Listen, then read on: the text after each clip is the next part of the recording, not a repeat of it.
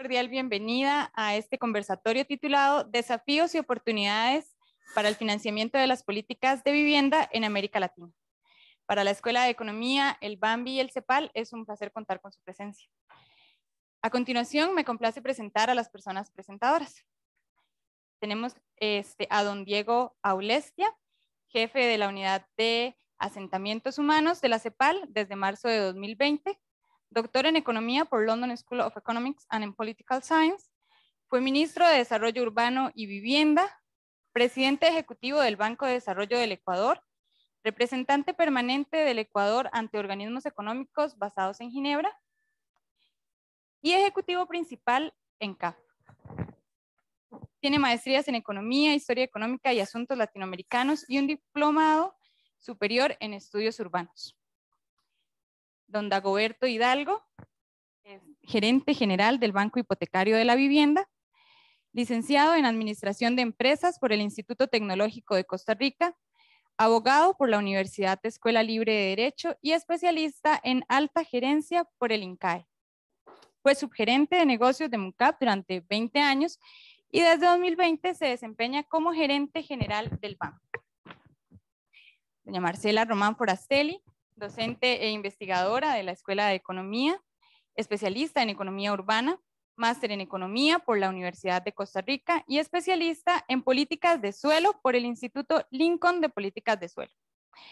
Investigadora asociada del programa Estado de la Nación de CONARE, profesora e investigadora de la Escuela de Economía, Universidad de Costa Rica, y en el programa para América Latina del Instituto Lincoln, consultora de organismos internacionales. Los principales temas de investigación son mercados de suelo, financiamiento urbano, políticas de vivienda, segregación residencial y finanzas públicas.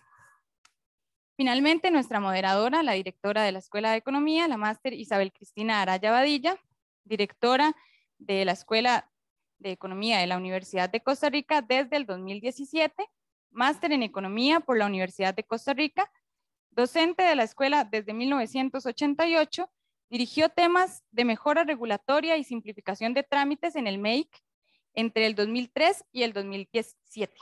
Fue presidenta del Comité Nacional de Códex para el periodo 2003-2017 y ocupó la presidencia del Comité Coordinador de Códex para América Latina y el Caribe en el periodo 2011-2015. Cedo la palabra a doña Isabel Cristina Araya, quien el día de hoy fungirá como moderadora. Muchas gracias. Bueno, muy buenas tardes, buenas noches ya a todos y a todas. Quedó un poco ahí cambiada la modelación. Vamos a iniciar con unas presentaciones, por eso los compañeros están en la primera fila y luego en la segunda etapa iniciaremos el conversatorio. Bueno, primero me permito saludar a don Diego Aulestia, que ya que nos acompaña.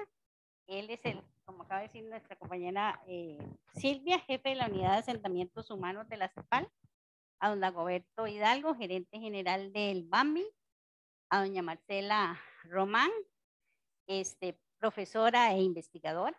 Muchas gracias a ellos por sacar tiempo para compartir hoy un tema tan importante como el tema del financiamiento de las viviendas. También a las compañeras de Lincoln, ¿verdad? De CEPAL, disculpen, que también vienen acompañando. Bienvenidas, por supuesto, a nuestros docentes, investigadores, profesores, público en general y, por supuesto, a nuestros queridos y queridas estudiantes. Gracias por estar acá. El tema que nos ocupa hoy es un tema en realidad de muchísima importancia, ¿verdad? El tema de la vivienda es el sueño en realidad de la mayoría de las familias, en particular de las familias de bajos recursos o de recursos medios.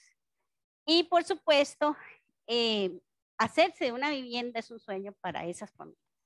Entonces, conforme ha ido avanzando la situación de las viviendas en la mayoría de las economías, ese sueño es cada vez más difícil para las familias accederlo, ¿verdad? Entonces, por eso, justamente, los gobiernos han hecho esfuerzos por mejorar esas condiciones y hacer y reducir los déficits habitacionales.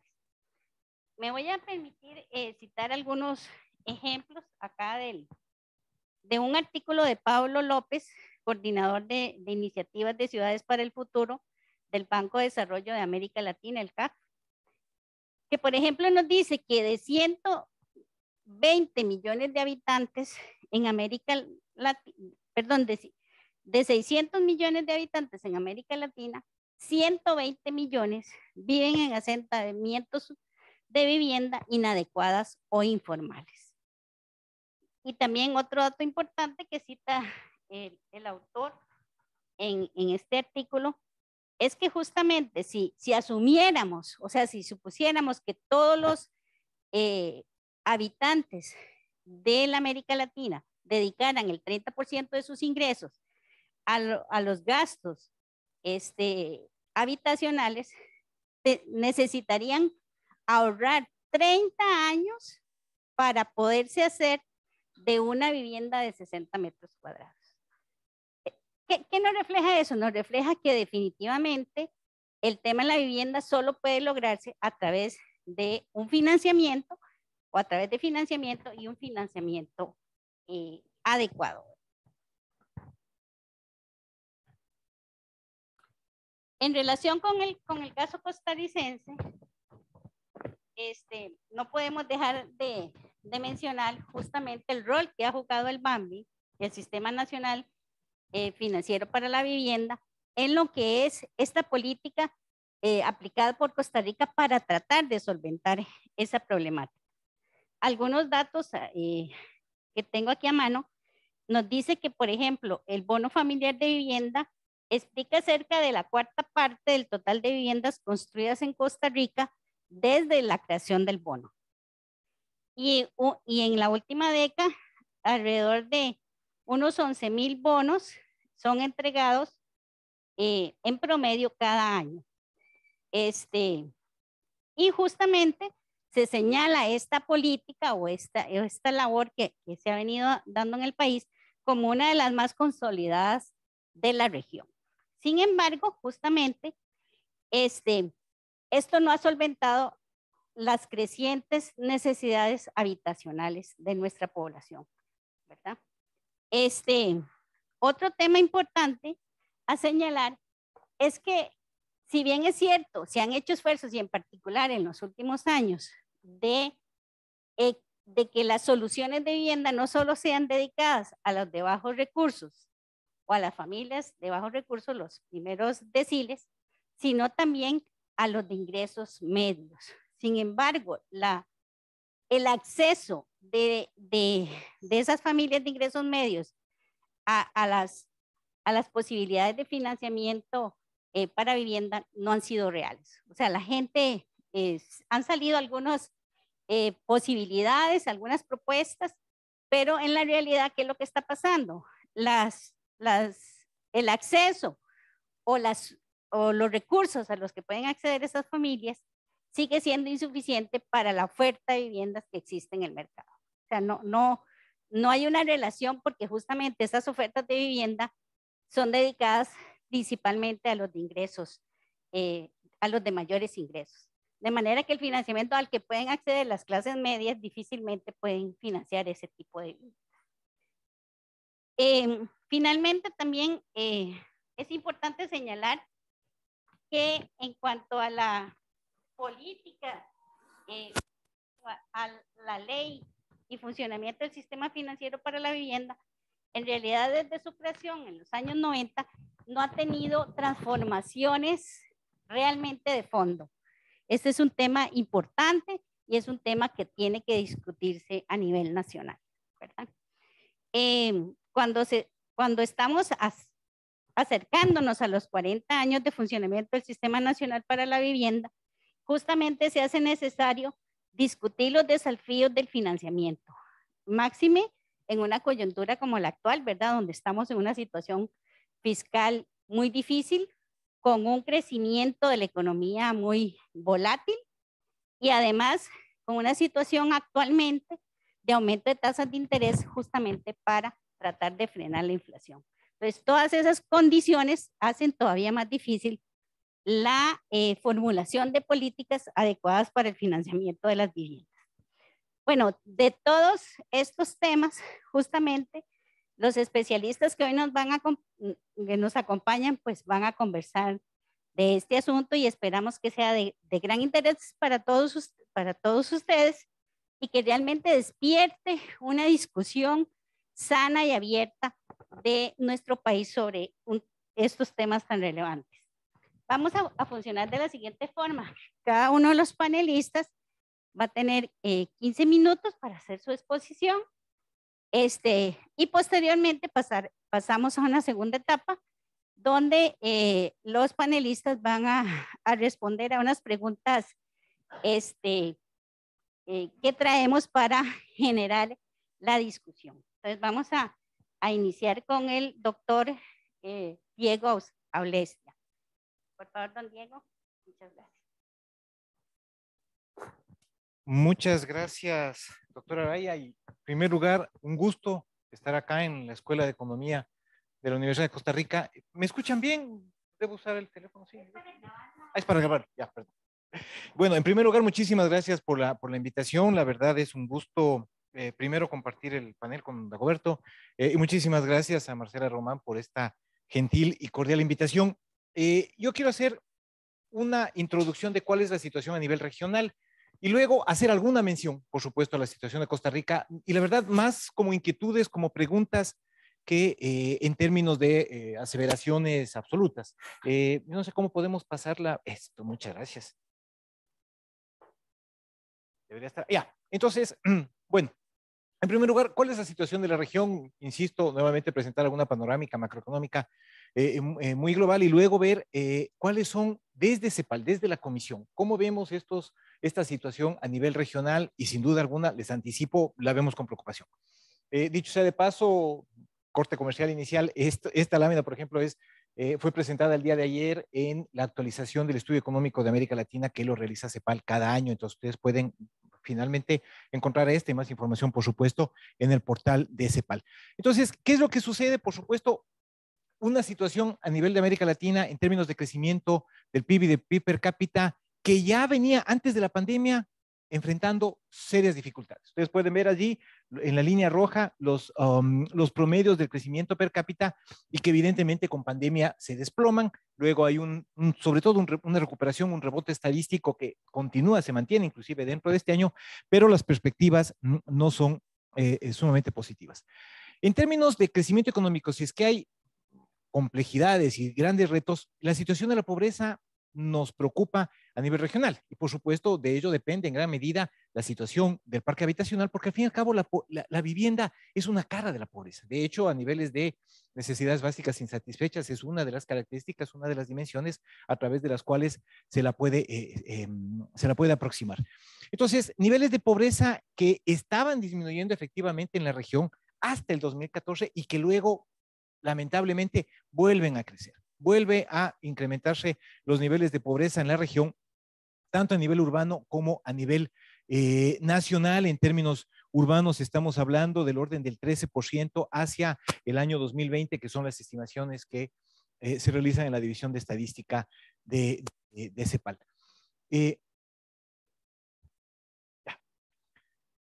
Otro elemento fundamental, más allá de la situación económica, en cuanto a vivienda y la demanda es, bueno, los factores sociodemográficos, los factores demográficos en todo caso. ¿Y cuál es la situación de la población en la región? Claramente la población en América Latina es una población que envejece, una población cuya edad promedio se incrementa y al punto que la tasa de crecimiento poblacional va registrando una caída significativa que ustedes pueden ver en el gráfico de la derecha. Por supuesto, crecimiento en valores absolutos, pero tasa de crecimiento claramente negativa e incluso en la segunda mitad de este siglo estamos hablando ya de tasas de crecimiento negativas, de acuerdo a las proyecciones, por supuesto, pero que eso es lo que se contempla. La característica también de nuestras sociedades en la región, la elevada informalidad en el mercado laboral y por supuesto la informalidad en el mercado de la vivienda. Y allí me voy a permitir establecer algunas preguntas, insisto, sobre lo que puede ser la situación en los próximos años. Más de la mitad de la fuerza de trabajo desempeña actividades de baja productividad en un sector al margen de las reglas, reglamentos de formalidad. ¿Sí? Entonces, si es que la situación económica a nivel región afronta grandes desafíos, tasas de crecimiento que han venido a la baja, pobreza al alza, situaciones demográficas o crecimiento demográfico cada vez menor, ¿sí? Ello se da en la región en desarrollo con mayor nivel de urbanización en el mundo, que es América Latina y el Caribe. En América Latina y el Caribe, 80%, para decirlo en términos redondos, de la población de la región, de los 650 millones de habitantes de la región, viven en ciudades. Los problemas de América Latina hoy por hoy son problemas fundamentalmente urbanos. Y las respuestas tienen que venir de las ciudades. Allí hay una frase, el secretario general de Naciones Unidas lo recordaba hace apenas 3 años cuando decía, por ejemplo, la batalla por el cambio climático se ganará o se perderá en las ciudades. Entonces, cuando hablamos de economía, cuando hablamos de economía nacional, ¿cómo podemos referirnos a incrementar los niveles de producción si es que no incrementamos o si no nos preocupamos de la productividad urbana, de la productividad de las ciudades, en donde además se genera no solamente que vive la mayor cantidad de personas, sino que se genera la mayor cantidad de bienes y servicios? Sobre todo, además, ya en la actualidad, en la cual es patente el nivel de desindustrialización que viven nuestras economías. ¿Cuál es la empresa con mayor capitalización bursátil en América Latina? ¿Cuál es la empresa que más vale en América Latina? ¿Alguien recuerda? Es Mercado Libre, una empresa de la economía digital, una empresa que fundamentalmente tiene un bajísimo nivel de activos, ¿sí? Ya no son las grandes empresas industriales y son actividades de servicios, y los servicios se desarrollan ¿en dónde? Se generan ¿en dónde? En las ciudades, y se aprovechan las economías de aglomeración sobre todo. Entonces, en América Latina, 54 ciudades de más de 1 millón de personas. Gran parte de la riqueza o buena parte de la riqueza de la región está presente acá. Tenemos, por supuesto, las megaciudades, pero hay 45 ciudades de más de 1 millón de habitantes, entre 1 y 5 millones de habitantes. ¿Sí? Entonces, en ese escenario, por supuesto, debemos entender cuáles han sido las características ya del crecimiento y de la expansión de esas ciudades. La misma evolución histórica de aquellas ciudades. Y ello está íntimamente relacionado con la informalidad, con el hecho de que primero construimos y después hacemos ciudad, de que la planificación urbana, que no es solamente un tema físico, atención, no es solamente un tema físico, es un tema económico, es un tema social, es un tema ambiental, pero la planificación va detrás del crecimiento de las ciudades. Y eso es lo que pasa, por eso es que tenemos efectivamente tasas de población o una elevada proporción de la población de los hogares que viven en asentamientos precarios. Algunos de ellos con ciudad en mi país, de Guayaquil, en asentamientos precarios. Entonces, en todo ese contexto, ¿sí? Nosotros lamentablemente concluimos es que se incrementan las dificultades de acceso a la vivienda de calidad, sobre todo. Y sin duda alguna, a la vivienda propia. Otra discusión, y de hecho hay que darla, si es que es necesario buscar que la política de vivienda, por ejemplo, tenga como finalidad el hecho de que sea solución habitacional propia. No necesariamente es el caso, y de hecho tiene que haber una batería de instrumentos respecto a ello. Entonces, ¿cuáles son los 3 grandes elementos que nos preocupan y que evidencian estas dificultades de acceso a la vivienda y que lamentablemente creemos que en los próximos años van a estar influenciando significativamente, condicionando inclusive la situación de los hogares urbanos en la región? Primero, la caída en la tasa de crecimiento del crédito a la vivienda, la caída en la velocidad con la cual crece la cartera hipotecaria.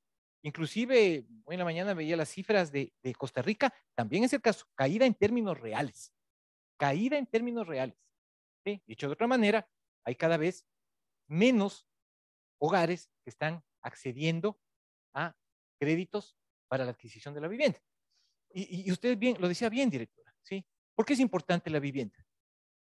Primero, ¿cuál es el patrimonio más importante de los hogares? el activo más importante de los hogares. En la mayor parte de los casos, por no decir la inmensa mayoría de todos nosotros, es la vivienda. Cuando ustedes estudian, sí, los activos y a partir de aquello, todo lo que significa la evolución de población, la decisión de los consumidores, etcétera, inflación, etcétera, la vivienda es un componente principal. La vivienda además es la que ocupa el mayor porcentaje de suelo en los hogares. ¿Cuál es la mayor riqueza? La mayor riqueza de una sociedad es la vivienda y el suelo. Es la mayor riqueza de una sociedad. Entonces, sin duda alguna que existen argumentos de sobra, diría yo, para preocuparnos de todos estos elementos. Segunda situación, el incremento en los costos de construcción en toda la región. Por supuesto que hay inflación y también tenemos expresado acá incremento de costos de construcción. Entonces, cae la expansión del crédito hipotecario, se incrementa el costo de construcción, se incrementa el precio de las viviendas. ¿Sí? Y ustedes pueden ver allí en términos claramente significativos. E inclusive, fíjense acá, desde el 2018, esta es la tasa de variación mensual. Fíjense, a nivel mensual, claramente hay una tendencia alcista. Y el tercer elemento que conforma esta tríada de preocupaciones, la menor atención que le dan los estados nacionales a este sector, en términos de asignaciones presupuestarias. Como ustedes bien saben y lo estudian en su carrera, el presupuesto es el ejercicio más acabado de economía política que existe. Asignación presupuestaria está reflejando situaciones de poder y equilibrios de poder dentro de una sociedad. Pues acá efectivamente hay un tema de acción colectiva acá, también los potenciales perdedores, ¿no? Versus los potenciales ganadores. ¿Sí? Pero claramente hay una disminución en la participación presupuestaria del sector a nivel nacional y acá estamos considerando, bueno, todos estos países que ustedes pueden ver acá. ¿Sí? Entonces decíamos, reiterar, estoy luchando contra el tiempo, reiterar por qué es importante la vivienda. Primero, la importancia de la construcción. ¿Sí? Ustedes pueden ver allí algunos casos seleccionados. El PIB de la construcción o la construcción está aportando entre el 5 y el 11-12%, incluso en algunos casos, de la producción general de bienes y servicios de una economía. ¿Sí? Entonces, dentro de las actividades del sector real, ¿sí? Es sumamente significativo, sumamente importante. En la misma línea, la participación de los empleos. Aquí podemos ver entre 5,5, 9,5 en algunos países de la región, incluso llega al 11-12%. ¿De qué va a depender? Relaciones capital de trabajo y productividades. ¿Sí? Y es interesante, ustedes también pueden aproximarse a estos temas en esa línea. En promedio, en América Latina, el 5,5% de la producción total de las economías está en el sector de construcción. Entonces, argumentos para ver a todo este sector, para preocuparnos de cómo se está financiando la vivienda, que es la mayor parte a su vez dentro de lo que es construcción, insisto, están muy crecientes. Acá, y obviamente siendo Escuela de Economía, vale la pena comentarlo, nosotros hicimos un ejercicio acá y esta es una publicación que está en prensa y saldrá un par de meses allí. Esta relación, ¿no? El crecimiento del sector de la construcción. 1% del PIB es crecimiento del 0,0% en la tasa de crecimiento del PIB per cápita. Incluye obras civiles, así es, efectivamente, obras civiles. La mayor parte de construcción, sin embargo, en los países de América Latina es vivienda, ¿sí? Pero efectivamente incluye obras civiles. Entonces, ¿qué quiere decir esto en buen romance? Que una tasa de crecimiento del PIB de la construcción de 5%, importante, pero tampoco inalcanzable, implicaría que el PIB per cápita crecería en el 0,35%. 0,35% de crecimiento en el PIB per cápita es, en términos de América Latina, es atractivo. Solamente de la construcción. Fíjense la lámina que yo les presentaba de las bajas tasas de crecimiento que hemos tenido en la región. Bueno, esto es empleos inducidos, efectos multiplicadores, ustedes saben, multiplicadores para atrás, multiplicadores para adelante, todos aquellos impactos son significativos. Y en la sección final, lo que quiero es hacer una reflexión, e insisto, más que nada preguntas. Acá nosotros no pretendemos otra cosa sino preguntar, y de hecho estamos acá en una misión técnica con el MIBA, con el BAMBI, con el INBU, con el Ministerio de Bienestar Social. Estamos trabajando, acompañando precisamente temas de política de vivienda, política de suelo y con la Municipalidad de San José. Esa es nuestra misión desde CEPAL. Hacer la reflexión, por supuesto, de lo que es la nueva agenda urbana. La nueva agenda urbana no es sino un acuerdo entre países, entre virtualmente todos los países del orbe, que se reunieron en una conferencia mundial que tuvo lugar en el 2016 en Quito, en mi ciudad, y en la cual se acordaron de alguna manera el rumbo. Es una agenda internacional, es decir, nos ponemos de acuerdo todos los países sobre hacia dónde debería caminar, hacia dónde deberían caminar las ciudades. Por eso se le llama la nueva agenda urbana. Y de hecho, el párrafo 1, el párrafo 1 de la nueva agenda urbana es resaltar la fuerza transformadora de las ciudades. La ciudad no es un problema. Muchas veces nos referimos, ojo, y es un tema mental, un tema de repetirlo, una construcción. Nos referimos a las ciudades como el problema, cuando realmente en muchas ocasiones la ciudad es la solución. Siguen recibiendo, las urbes siguen recibiendo población migrante del campo, que no se va a detener, dicho de otra manera, que también hay argumentos económicos claramente en ese sentido. Entonces, en esa línea de la nueva agenda urbana, y ya para concluir un poco antes de venir a Costa Rica, en estas reuniones técnicas, en esta misión, revisando, por supuesto, el portal del INEC, y ahora el portal del INEC y me encuentro, pero esto es, no sé si es que al día de hoy, pero cuando hace unos pocos días que lo tomé, uno abre el portal del INEC y se encuentra efectivamente la principal, la portada, ¿sí? Es la alerta sobre el incremento del costo de la construcción, que es justamente lo que estábamos hablando. Obviamente, Costa Rica parecería que no es allí la excepción. Acá es simplemente cuando ya hablamos de financiamiento, cómo se estructura el total de viviendas construidas en torno, que es el total de viviendas construidas, lo que se estima que es el total de viviendas construidas, con relación al total de bonos. Dicho de otra manera, y esa es mi pregunta, porque parecería, se estimaría, ¿sí?, que en Costa Rica entre 1/3 y 1/4 de la construcción de viviendas es financiada desde el Estado vía subsidio, vía bono de vivienda. Positivo, sin duda, ya concluyo. Positivo, sin duda, y a la vez nos invita a preguntarnos, ¿y qué pasa con los otros 3/4 de los casos? Si una de cada 4 viviendas fue financiada con bono, ¿cómo se financiaron las otras 3? Porque, ojo, la vivienda, decimos, es el activo más importante de los hogares. Por definición, es el activo en el cual uno, para su financiamiento, uno se involucra en el financiamiento de largo plazo. ¿Ya? Pues 3 de cada 4 viviendas en Costa Rica aparentemente no lo hacen a través del sistema financiero. ¿Ya? ¿Cómo lo están haciendo? ¿Cuáles son los esquemas? Porque de hecho la construcción, sacando números muy, muy gruesos de los censos, y sé que están ahora, Marcela nos lo explicaba, en todo lo que significa el levantamiento del censo, que es espectacular. Eso sí, nos da una riqueza de información, pero casi inagotable. Pero prácticamente estamos hablando de que en Costa Rica se construyen alrededor de 35,000 viviendas. Por lo menos sabemos que en los periodos intercensales por décadas se están haciendo 350,000 viviendas. Eso sí sabemos, que se construyen 350,000. Entonces, aquí es un tema de diferencias. Hacemos en cuenta cuántos bonos se entregaron, la diferencia se financiaron de alguna manera. ¿Sí? Y aquí viene, esta es información, por supuesto, de la encuesta de hogares, que todos ustedes la conocen y seguramente todos la revisarán en ocasiones, pero fíjense a niveles de quintiles, ¿sí? Quintil 1, el quintil de menores ingresos, el 2.7% de los hogares de ese quintil han incurrido en préstamos para vivienda.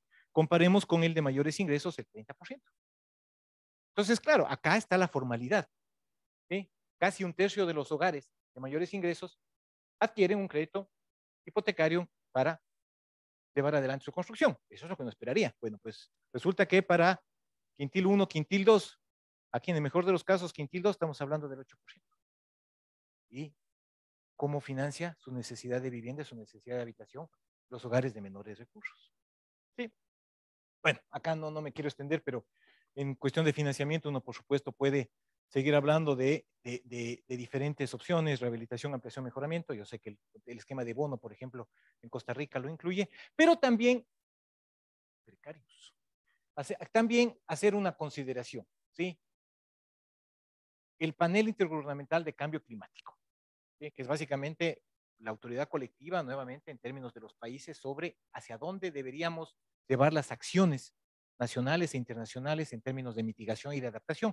Considera, ¿sí?, el mejoramiento de asentamientos precarios, la construcción de la vivienda, ya directamente como una inversión en adaptación. Y por lo tanto, a partir de aquello se puede emitir bonos verdes, etcétera. Allá hay unos temas de taxonomía, no me voy a detener allí. Entonces, eso es lo que yo quería compartir con ustedes, invitarles, segundo corte comercial, ¿sí?, a que visiten la plataforma urbana y de ciudades, que la llevamos adelante, que la hemos preparado desde CEPAL, en la cual mucha de esta información está incluida y cada vez seguimos incorporándole más información. Entonces, pretendemos que este sea el punto, el espacio en el cual ustedes pueden encontrar información en torno a temas urbanos. Yo me detengo ahí y disculpas porque creo que me pasé del tiempo. Muchas gracias.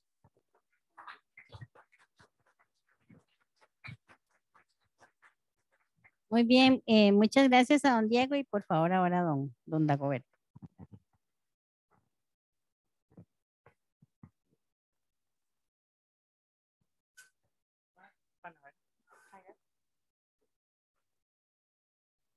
Bueno, muy bien.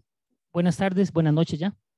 Un placer igual compartir esta actividad con Diego. Muchas gracias, doña Isabel, doña Marcela y a las compañeras también de CEPAL. Y un agradecimiento de verdad. Esto me emociona de verdad estar con todos, pero particularmente con los estudiantes. Igual el personal docente, administrativo de la universidad. Realmente muy contento de que me hayan invitado a esta actividad. Esta mañana conversaba con uno de los compañeros en el banco y me preguntaba, ¿y a qué vas a la universidad? Y yo le decía, bueno, voy a la universidad a tratar de devolver un poquito de lo que yo he obtenido. Y qué mejor forma de hacerlo con estudiantes. Y le decía que justamente los estudiantes de hoy van a ser los que muy pronto pues, nos sustituyan a todos en nuestros puestos. Así que estoy muy, muy contento. Traigo una breve presentación.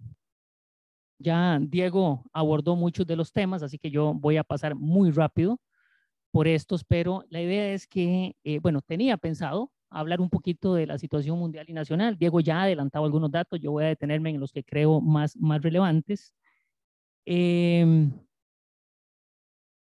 Hablar también de lo que es el ajuste del valor de la vivienda, cómo podemos construir más y mejores viviendas ante el incremento de precios. Diego ya tocó algo sobre este tema. En los últimos 3 años ha habido, ante la situación económica y fiscal de nuestro país, algunos ajustes en algunas normas, algunas leyes nuevas que han tratado de controlar un poco el gasto y que lamentablemente han confundido el gasto con la inversión. Diego lo mencionaba ahora, hay menos inversión pública en ciertos programas y vivienda, en el caso de Costa Rica, tampoco ha escapado a eso.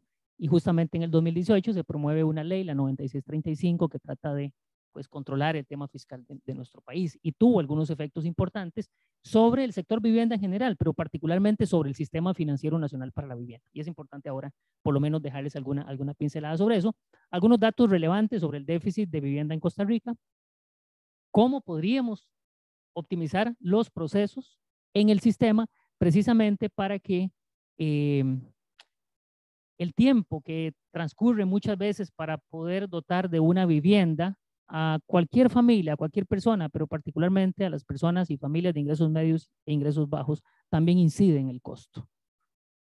Pasa el tiempo, hay más actores en la ecuación y eso hace también que el costo de los procesos sea mayor y por ende la dificultad de acceso a la vivienda también tiene sus consecuencias. Y mencionarles rápidamente algunas cosas interesantes que se han ido creando en los últimos años y que buscan justamente tratar de dar más opciones al acceso a la vivienda.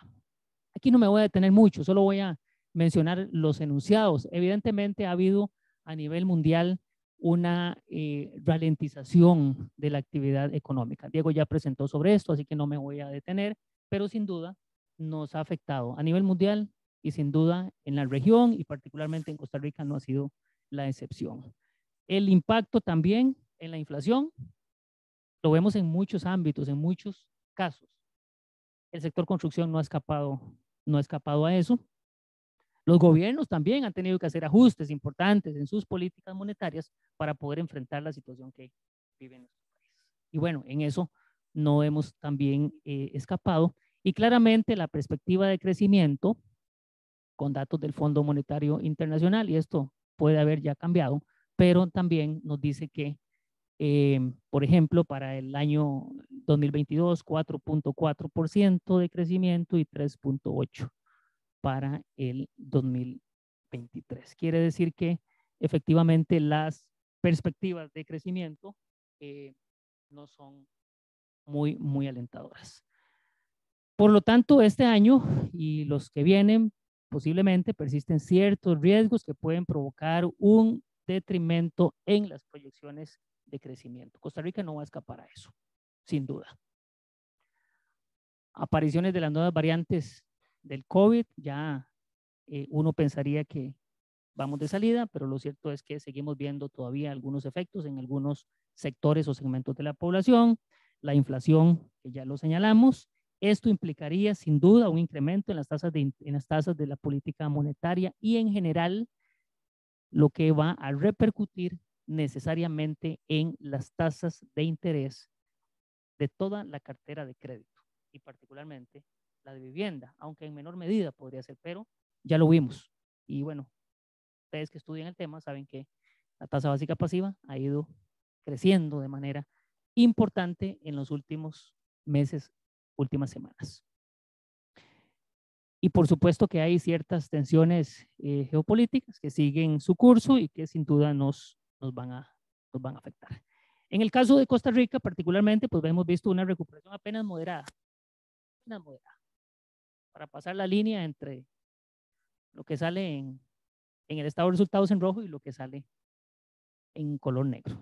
Justamente apenas para pasar. De acuerdo con datos del Banco Central a diciembre del 21, por ejemplo, el PIB se estima tuvo un crecimiento de 7.6 y el índice mensual de actividad económica de un 9.8.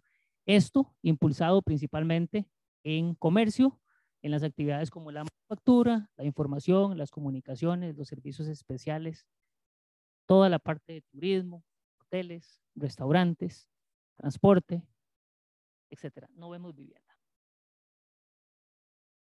Lo que nos dice que claramente la caída en la producción y particularmente en la vivienda en Costa Rica pues ha sido importante. Aunado a lo anterior, la mayoría de las actividades económicas han logrado al menos recuperar ya sus niveles prepandemia.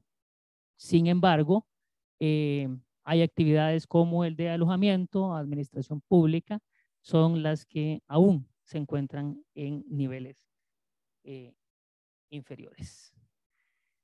En el caso de la manufactura, es la actividad que más aportó a la tasa de crecimiento interanual, 2.3 puntos porcentuales, esto con corte al cierre del año 2021. Y la segunda actividad que más aportó al crecimiento del IMAE fue justamente todo lo que tiene que ver con turismo, porque se ha venido de cierta manera recuperando. A nivel de la construcción y comercio, al cierre del 21, por ejemplo, estas actividades tenían un crecimiento interanual de 3.7 y 10.7 respectivamente. La construcción, concreto, con destino privado, creció un 18.5% interanual y principalmente se debe a un impulso en la edificación de viviendas locales, plazas comerciales y otras actividades como las industriales, bodegas, facilidades y otras actividades. Por su parte, en el caso del comercio, la mayor se da principalmente por la mayor demanda de materiales de construcción, la venta de productos de ferretería y otras cosas que también han apoyado un poco la dinámica. A nivel de desempleo, Diego ahora lo mencionaba, estuvimos en niveles allá por 2020 mediados, cerca del 24%. un cuarto de la población en el indicador de desempleo. Posteriormente, pues ha tenido una tendencia a la baja, cerró el 2021 cerca del 13 o 14% y se mantiene en la actualidad por esos niveles. Este gráfico pues muestra básicamente lo que hablábamos, ¿verdad? A mediados del 2020 un desempleo que andaba rondando el 25% y bueno, dichosamente ha venido mejorando y se ubica en niveles cercanos al 15%. Esto pues es una señal importante de recuperación, pero sigue siendo alto. Estar por encima del 8 o 9% de desempleo pues es una señal de alerta siempre en esta economía y en cualquiera. Esto lo voy a pasar rápido. Aquí lo que traía eran algunos datos generales de las finanzas públicas, pero creo que eso podemos omitirlo. Ahora, no es un secreto para nadie que estamos en un momento complejo para el país, un entorno político que trae muchos retos. Sin duda, el cambio de gobierno, ¿verdad?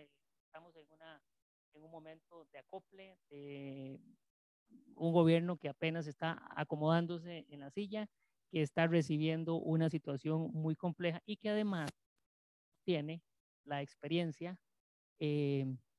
suficiente en este campo, porque no dudamos ni pongo en tela de duda sobre la capacidad técnica que tengan, pero lo cierto es que hay que tener ese nivel de capacidad técnica y también el conocimiento y la experiencia en lo público para ir adelante.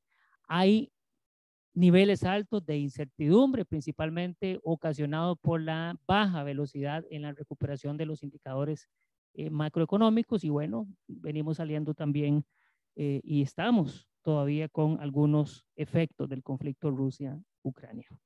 Indicadores sociales importantes que tenemos que tener siempre en el mapa a la hora de definir la política, a la hora de definir la estrategia, la deuda pública, cerca del 70%.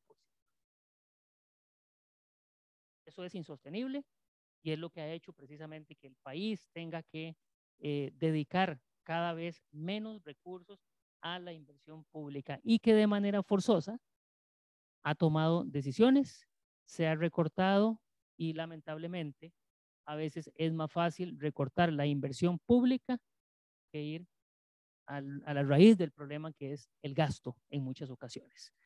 El nivel de desempleo cercano al 14%, niveles de pobreza en nuestro país que andan en el orden del 23%. Ven que esto es bastante coincidente con los datos que ahora nos mostraba Diego para el caso de la región. Y peor aún, niveles de pobreza cercanos al 7%. Es decir, familias a las que no les alcanza siquiera para atender sus necesidades básicas de alimentación. Y esto nos pone en una situación realmente compleja. En cuanto al incremento del costo de los materiales, 21,7% al cierre de junio del 2022. La vivienda de interés social en el orden del 15% de incremento en sus costos, un tipo de cambio que ha estado con tendencia a la baja en las últimas semanas, pero que sigue siendo alto, que sigue generando mucha incertidumbre y que se ve motivado también por las presiones que tiene el gobierno. Y si faltara algo, como si nos faltara algo, los combustibles se han disparado a razón de más de 1,000 colones el litro de combustible, independientemente de lo que utilicemos, lo que repercute indiscutiblemente en el costo de operación de las empresas, en el costo de operación de la industria y por ende el valor de los bienes y los servicios necesariamente se tiene que ajustar. Aquí tengo algunos datos interesantes del sector construcción que nos muestran la cantidad de metros cuadrados que se han tramitado en el primer semestre de cada año para 2017 y hasta el 2022. Y podemos ver cómo efectivamente hay un descenso importante en la cantidad de metros cuadrados que se tramitan. Estos son datos que genera la Cámara Costarricense de la Construcción con base en información que maneja el Colegio Federado de Ingenieros y Arquitectos. Veamos que estábamos en niveles de 3,5 millones de metros cuadrados y apenas andamos por encimita de los 3 millones de metros cuadrados para el semestre. Esto es una clara señal de poca actividad económica, de desaceleración, de más precios, más costo de operación y por ende, sin duda, de dificultades para tener acceso a la vivienda. Si queremos ver esa distribución por el tipo de edificación, también al primer semestre del 2022, vemos como el 58% del total de metros cuadrados de construcción corresponde a vivienda. Y ahorita voy a hacer un alto acá para reforzar un poco lo que ya mencionó Diego de la importancia de la vivienda en una economía. Un 22% comercio, le sigue industria y bueno, ya luego hay otros sectores como el de oficinas que apenas llega al 2,5%. En el caso concreto de vivienda, la vivienda tiene un triple efecto siempre. Lo primero es que atiende a un derecho fundamental, incluso así consignado en nuestra constitución política, y dice la vivienda es un derecho fundamental, pero además tiene sus efectos en lo económico, el aporte al empleo, casi el 15% de los empleos totales de nuestro país lo genera el sector construcción. Además tiene un aporte al PIB cercano al 5%, con datos también que ha generado la Cámara de la Construcción, pero que se estima que es un poco incluso superior. De manera que podemos ver cómo nos aporta en lo social, nos aporta un derecho fundamental, pero también tiene sus efectos importantes a nivel de la producción nacional, a nivel de la generación de empleo, en cuyo caso es un poco contradictorio cuando la política pública apunta a recortar la inversión pública en esta materia, disminuir la inversión en los programas sociales, pensando que esa es la solución. Y no solo dejamos de hacer viviendas, se desacelera la actividad económica y se incrementa el empleo, aun cuando la vivienda tiene el 60% prácticamente de los metros cuadrados de construcción. Esto tal vez aquí no voy a detenerme, esto es por tipo de edificación. ¿Qué hace todo esto o qué efectos tiene sobre el sistema y sobre las familias costarricenses? Bueno, tiene y genera varios efectos. En primer lugar, en las familias, menor acceso a la vivienda en general, pero particularmente de la clase media, donde cada vez la brecha entre los que menos tienen y los que más tienen se empieza a hacer más ancha. Esa banda va creciendo, el alza en el costo de la construcción de las viviendas, el alto endeudamiento de las familias, principalmente motivado por el consumo, y tenemos que sumarle a eso el alto costo de los terrenos, principalmente en las áreas urbanas. Lo que hace sin duda que esto además sea un elemento adicional en materia de restricciones a la vivienda. En términos generales, en el Sistema Financiero Nacional para la Vivienda tenemos que mencionar que en los últimos 3 años, del 20 al 22, el sistema ha sido objeto de recortes presupuestarios por más de 58,000 millones de colones. Y para que tengan una idea, esta suma representa prácticamente el 55% del presupuesto total destinado a los programas de vivienda social en un año. Bueno, eso ha hecho que evidentemente no solo se hagan menores casas, menores viviendas, sino que además el aporte a la economía ha sido menor. Todo esto fue motivado precisamente por la ley 9635 de fortalecimiento de las finanzas públicas, que básicamente lo que hizo fue reasignar, recortar los recursos del Fondo de Desarrollo y Asignaciones Familiares, que es uno de los principales fundadores de los programas sociales de vivienda que tiene nuestro país. En términos del déficit habitacional, se estima que en nuestro país hay cerca de 135,000 viviendas que requieren ser intervenidas, que están en mal estado, y tenemos un faltante natural de unas 25,000 viviendas para un déficit habitacional que andará por las 160,000 unidades habitacionales. Y aquí es donde uno se pregunta, un poco en lo que ahora mencionaba Diego, si cada año hacemos entre 10.000 y 11.000 viviendas solo de interés social o 35.000 en general, cómo el déficit habitacional no baja o cómo la pobreza no baja. Y ahí es donde toca sentarse, como decía ahora doña Isabel, sentarse a revisar la estrategia en materia de intervención de las políticas públicas en vivienda. Porque no baja el déficit de manera considerable, no baja la pobreza de manera considerable y estamos invirtiendo y haciendo solo en vivienda social cerca de 11.000 unidades al año.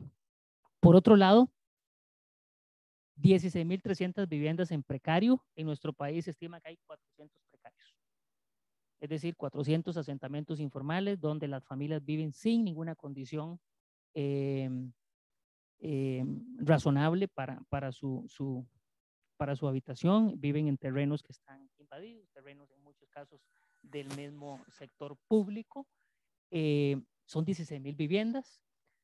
En Tugurio, 1.362, Cuarterías, 1.681, unidades habitacionales con hacinamiento, 13.500, y además hay 8.370 unidades habitacionales, donde ni siquiera tienen acceso a los servicios básicos de agua y electricidad.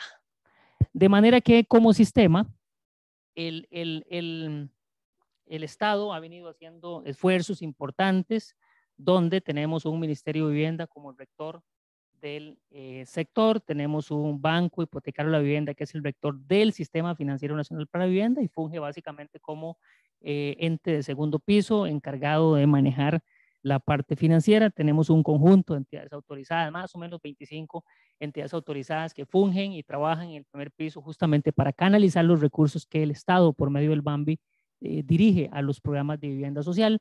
Tenemos el sector privado, que es el que está generando la oferta, está generando el empleo y está dotando de opciones de vivienda a una buena parte del mercado costarricense. Y también tenemos a la sociedad, a los grupos sociales y familias que se han organizado para precisamente por ese objetivo de tener una vivienda digna. Claro, no podemos dejar de lado que hay un conjunto de instituciones que también juegan un rol importante en materia de atención de acceso a vivienda, como los gobiernos locales y otras instituciones como son las prestadoras de los servicios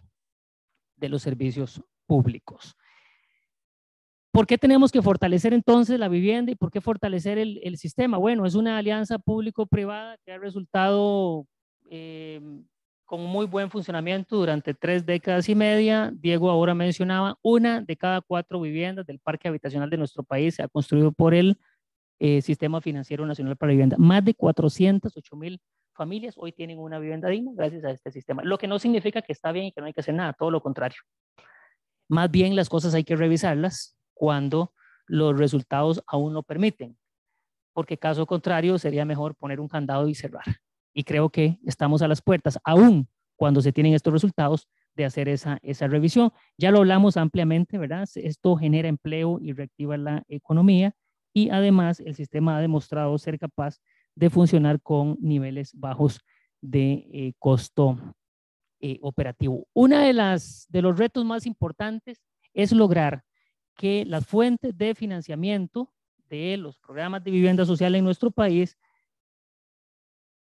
tengan progresividad, tengan sostenibilidad y que además, entre esos retos, logremos priorizar las necesidades para que con una verdadera política pública podamos dirigir la inversión. Eso es decir, dónde queremos construir, para quién queremos construir y con qué características técnicas queremos construir. De manera que eso es uno de los retos más importantes. Sin duda, dentro de los retos habrá que trabajar más y aquí juega un rol importante universidades, la academia en general, para trabajar los temas de educación financiera que muchas veces son el origen de que una familia no tenga acceso a una vivienda.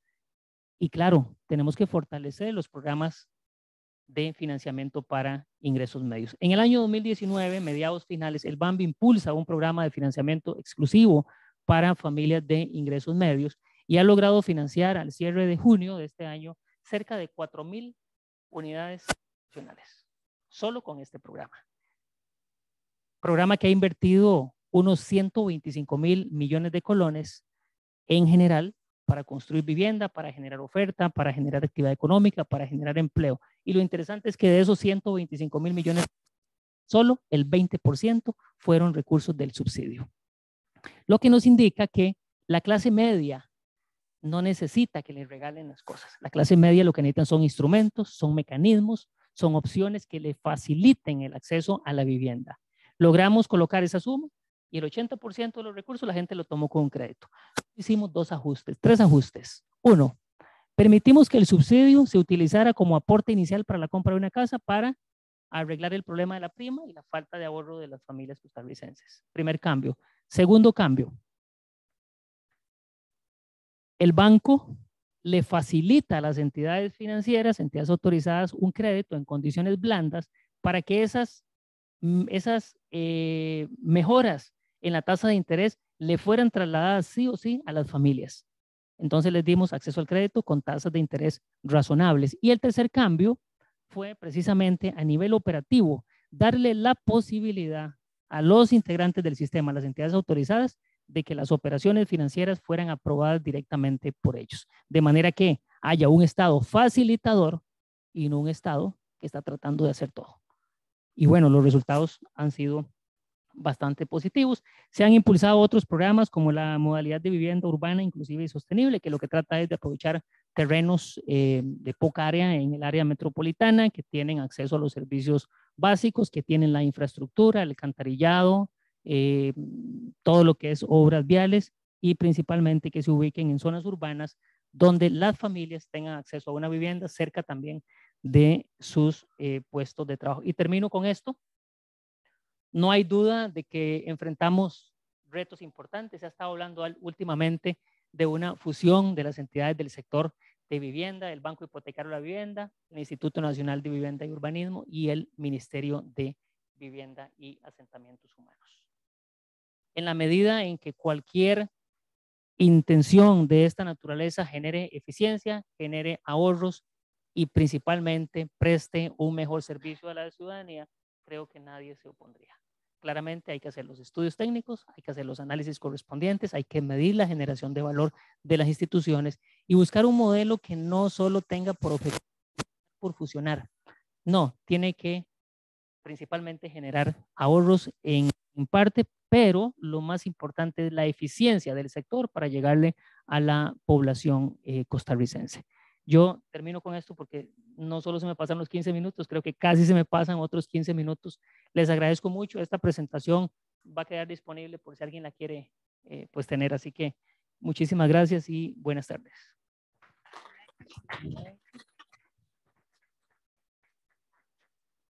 Muchas gracias a don Dagoberto y ahora le paso la palabra a Marcela Román.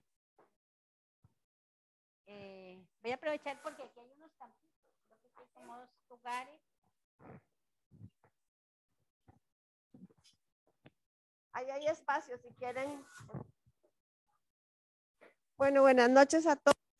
Levanten la mano quienes están en mi curso en este semestre. Porque es que solo los vi un día por Zoom, así que hola, mucho gusto. Qué dicha que los vimos.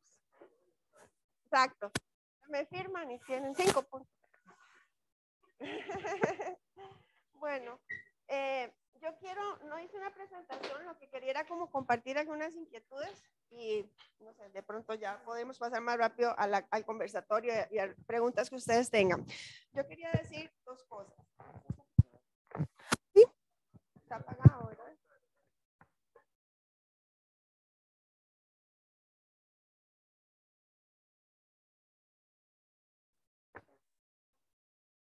Okay. Quería decir como 3 cosas generales. Si uno piensa cómo las familias, las familias tienen acceso a comprarse una casa, ¿verdad?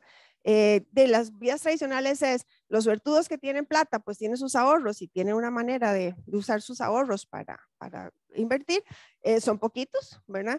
Y están como en los extremos. Los suertudos están en el extremo alto de los estratos de ingreso, ¿verdad? Pues sus propios ahorros, sus rentas de otras cosas, o liquidan unos activos y se compran casas, lo que sea.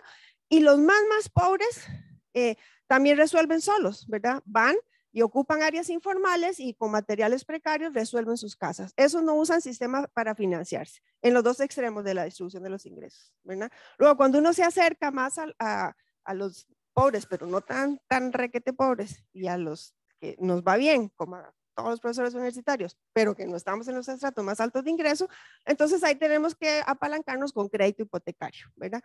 Son los mecanismos como tradicionales, ¿verdad? Para acceder. Entonces, cuando decía ahora Dagoberto que tenemos que revisar el instrumento que tenemos del sistema financiero y tal, es porque tradicionalmente, y no es un problema de Costa Rica, sino es un problema internacional muy fuerte en el tercer mundo, muy crítico en América Latina, la clase media no ha estado servida por el sistema financiero para acceso al crédito. Por eso se nos han venido creciendo y creciendo los problemas de precariedad urbana y de informalidad, ¿verdad? Cada vez más tenemos muchos problemas para acceso al crédito. No alcanza los papelitos, los vehículos financieros que tenemos diseñados para colocar crédito, ahí están. Y no es un problema que no hay recursos, no hay liquidez en el sistema, sí hay liquidez. De hecho, las instituciones financieras tienen un rollo, ¿verdad? Y nos andan persiguiendo a los que tenemos trabajo porque necesitan colocar liquidez. Pero lo que no tienen es gente que reúna las condiciones para poder acceder a los créditos. Y entonces la pregunta es, ¿por qué? ¿Verdad? O sea, si hay liquidez, hay unos papelitos que dicen que podrían prestarnos y hay gente que necesitamos vivir en algún lugar, ¿por qué es que no nos pueden colocar? ¿Verdad? Entonces yo creo que aquí hay una discusión muy importante que tenemos que dar como de innovación de nuestros instrumentos. ¿Sí? Muy importante. No estaban pensados para gente que necesita, que tiene fuentes de ingreso, pero no tiene, como decían ahora Diego y Alberto, no tienen plata para ahorrar para las primas, ¿verdad? Para las primas. Depende del momento en la historia que uno lo estudie, no sé qué. En Costa Rica puede ser que una persona, una familia con 1 o 2 perceptores de ingreso pueda necesitar de 6 a 15 años de ahorro, ahorrando el 30% de sus ingresos para ahorrar la prima, para después poder construir. O sea, nunca. No se me ponga muy tristes, chicos, pero la chance que ustedes tienen de comprarse casa, ¿verdad? Me decía ahora mi colega Estefanía Forero, Chile, la gente joven, los millennials y todos los nuevos que ya no sé ni por cuál generación vamos, la tienen difícil, ¿verdad? La tienen difícil por varios motivos. Las ciudades están muy congestionadas, hay poco espacio, hay poca oferta. No es que no hay demanda, pero las condiciones en que la demanda puede tener acceso al financiamiento no están diseñadas para el tipo de cosas que somos. Entre otras cosas, por ejemplo, todas las relaciones contractuales, ¿verdad? Del nuevo trabajo, ya no es lo que el sistema tenía diseñado, que son asalariados, que usted va con su orden patronal y la pone ahí, ya saben a quién cobrarle, ¿verdad? Y si no van y le hacen una prenda a su salario. Esas cosas cambiaron mucho, ¿verdad? Otras formas de contratación laboral, grandes migraciones en la manera de relacionarnos los trabajadores con nuestras fuentes de ingreso. El sistema no se adapta, ¿verdad? No aprende y no se adapta. Demostrar ingresos. Yo soy profesional liberal, tengo un tiempo parcial aquí en la universidad, en general hago consultoría e investigación. Demostrar ingresos es bien difícil para un profesional liberal, ¿verdad? Y a los que nos va bien, ¿verdad? Y si no es un problema que uno no tenga los ingresos, pero la periodicidad de los flujos, demostrarse unas condiciones que los sistemas tienen diseñado, ahí hay unos retos que a mí me parece súper importantes que trabajemos. Aún en las clases más bajas de ingreso, hay unos datos que Martín Smolka, María Mercedes Maldonado y Estefanía Forero, que están también con nosotras en la misión. María Mercedes también es profesora investigadora del Instituto Lincoln, además de una abogada muy importante de Colombia. En el Instituto Lincoln, uno de nuestros famosos profesores, pues algunos de ustedes los han conocido porque los hemos traído varias veces a la escuela, Martín Smolka decía, si nosotros capitalizamos el gasto, o sea, traemos a valor presente el flujo de gasto que las personas hacemos en transporte por mes, ¿verdad? Lo traemos a valor presente, hagan los numeritos. ¿Cuánto cuesta moverse de donde todos vivimos a la ciudad a estudiar o a trabajar, ida y vuelta, todos los miembros del hogar por día? Multiplíquenlo por todos los días al año que nos movilizamos, ¿verdad? 20 años, cuéntenlo y se lo traen valor presente. Nos podemos llevar un gran susto, ¿verdad? Si no es tanto que no hay un flujo, no hay capacidad de pago, pero no tenemos diseñado el papelito, el vehículo financiero para utilizar esas capacidades de pago. Entonces la gente se gasta su residuo presupuestario, lo vamos a ver chicos en las clases, ¿verdad? Se gasta la capacidad cuando descuenta el consumo básico, ¿verdad? Los otros, de tu ingreso disponible, lo que no gastas para comer, para salud, para educación, no sé qué, lo que te queda para pagar por localización y transporte, se te va en transporte, ¿verdad? Entonces, si uno se trae eso para adelante, se puede llevar sorpresas. Podemos estar hablando que en un periodo de 20 años, podríamos estar hablando, depende de la economía, del momento, el país, de números grandotes, 15,000, 20,000, 25,000 dólares. Sí, bueno, no sé, de pronto el país podría tener unas opciones distintas, ¿no? De cómo utilizar esa capacidad de pago que no sea pagándola en transporte público, malo, ¿verdad? Que suma congestión, que suma problemas ambientales. Entonces, estas ideas desordenadas para decirles que, como planteó ahora, creo, Diego y Dagoberto antes que yo, los sistemas, no solo en Costa Rica, en general de financiamiento de la vivienda están haciendo aguas hace rato, ¿verdad? Por eso tenemos tanta población viviendo en condiciones malas, en informalidad en el extremo, los expulsamos de la ciudad formal y viven lo que llamamos los precarios, ¿verdad? Más generalmente llamados asentamientos informales en otros países. Pero aún los que no viven ahí, estamos teniendo una precarización, ¿se dice así? Sí, precarización del ambiente construido en las ciudades. Entonces, en la casa, las familias jóvenes ya no pueden, los chicos ya no se pueden ir y hacer su apartamento, empezar a independizar, cada vez es más difícil, entonces empezamos a precarizar, ¿no? El apartamento arriba, en el patio de la casa. Entonces eran 3 hijos y se parte aquella unidad en un montón, y uno pasa, caminen por la ciudad y miren los medidores, ¿verdad? Lo típico es que en un predio uno encontraba un medidor, aquí una casita, una familia, una casita, una familia. Ya no. Cuando ustedes recorren la ciudad, ¿verdad? Todos los barrios, lo que quieran de barrios por donde viven, empiezan a mirar y uno empieza a ver, mira, en esta cuadra, no sé, el 20, 30% tiene 2, 3 medidores, 4 más medidores, ¿no? Empiezan a fraccionarse. Sí, estamos creciendo en densidad fuertemente sin las condiciones para que esa densidad genere calidad de vida, ¿verdad? Lo que estamos haciendo es precarizando un montón la manera en que estamos ocupando la ciudad porque no sabemos cómo resolver el acceso a la vivienda digna de la población. En general, en Costa Rica, que tiene una política muy exitosa, es así, ¿verdad? Y nos la mencionan en el mundo, mucho en la región, junto con Chile, los países que más han logrado con política estatal de muy largo plazo, casi 40 años ya en Costa Rica, contener el crecimiento de la informalidad. Somos de los países de la región con menor porcentaje de familias viviendo en asentamientos informales, pero aún así, empezamos a tener dificultades para avanzar, ¿verdad? Digamos, la capacidad que tiene el sistema de ir colocando, que ha variado de 20,000 en buenas épocas, ahora vamos como por 11,000, después tal vez se recupera, pero el instrumento que tenemos, que es el bono familiar de la vivienda, no alcanza para todas las necesidades, ni siquiera de los grupos más necesitados, mucho menos para hacerle manoseos, yo voy a decirlo así, peyorativamente, pero para motivar la discusión. Es como cuando a la encuesta de hogares la queremos poner a hablar para cosas para las que no fue diseñada, que lo hacemos todo el tiempo, Laura. Sí, porque como eran otros instrumentos, pues ni modo, para investigar nos toca con la encuesta de hogares. Entonces le hacemos unas matráfulas ahí metodológicas para que diga de valor del tiempo, del trabajo doméstico, lo que sea, porque es que no da, porque eso era para contar empleo y hogares, ¿verdad? Entonces, al bono le hemos hecho los mismos manoseos. Estaba diseñado de una manera en el 86 que era como subsidio crédito, ¿verdad? Era un diseño, un sistema financiero nacional para la vivienda que en su concepción original estaba pensado para ser autosostenible, ¿verdad? Con un capital semilla, unas ciertas condiciones de apalancamiento inicial del Estado, y vamos a poder cobrar, ¿no? Hacer el cobro de las deudas y vamos a ir alimentando para hacer nuevas colocaciones. En el 90 se decide, ¿se acuerdan los viejitos como yo? La campaña famosa política en que un candidato que ganó la presidencia ofreció regalar el bono, ¿verdad? Y hasta ahí llegó el diseño del sistema.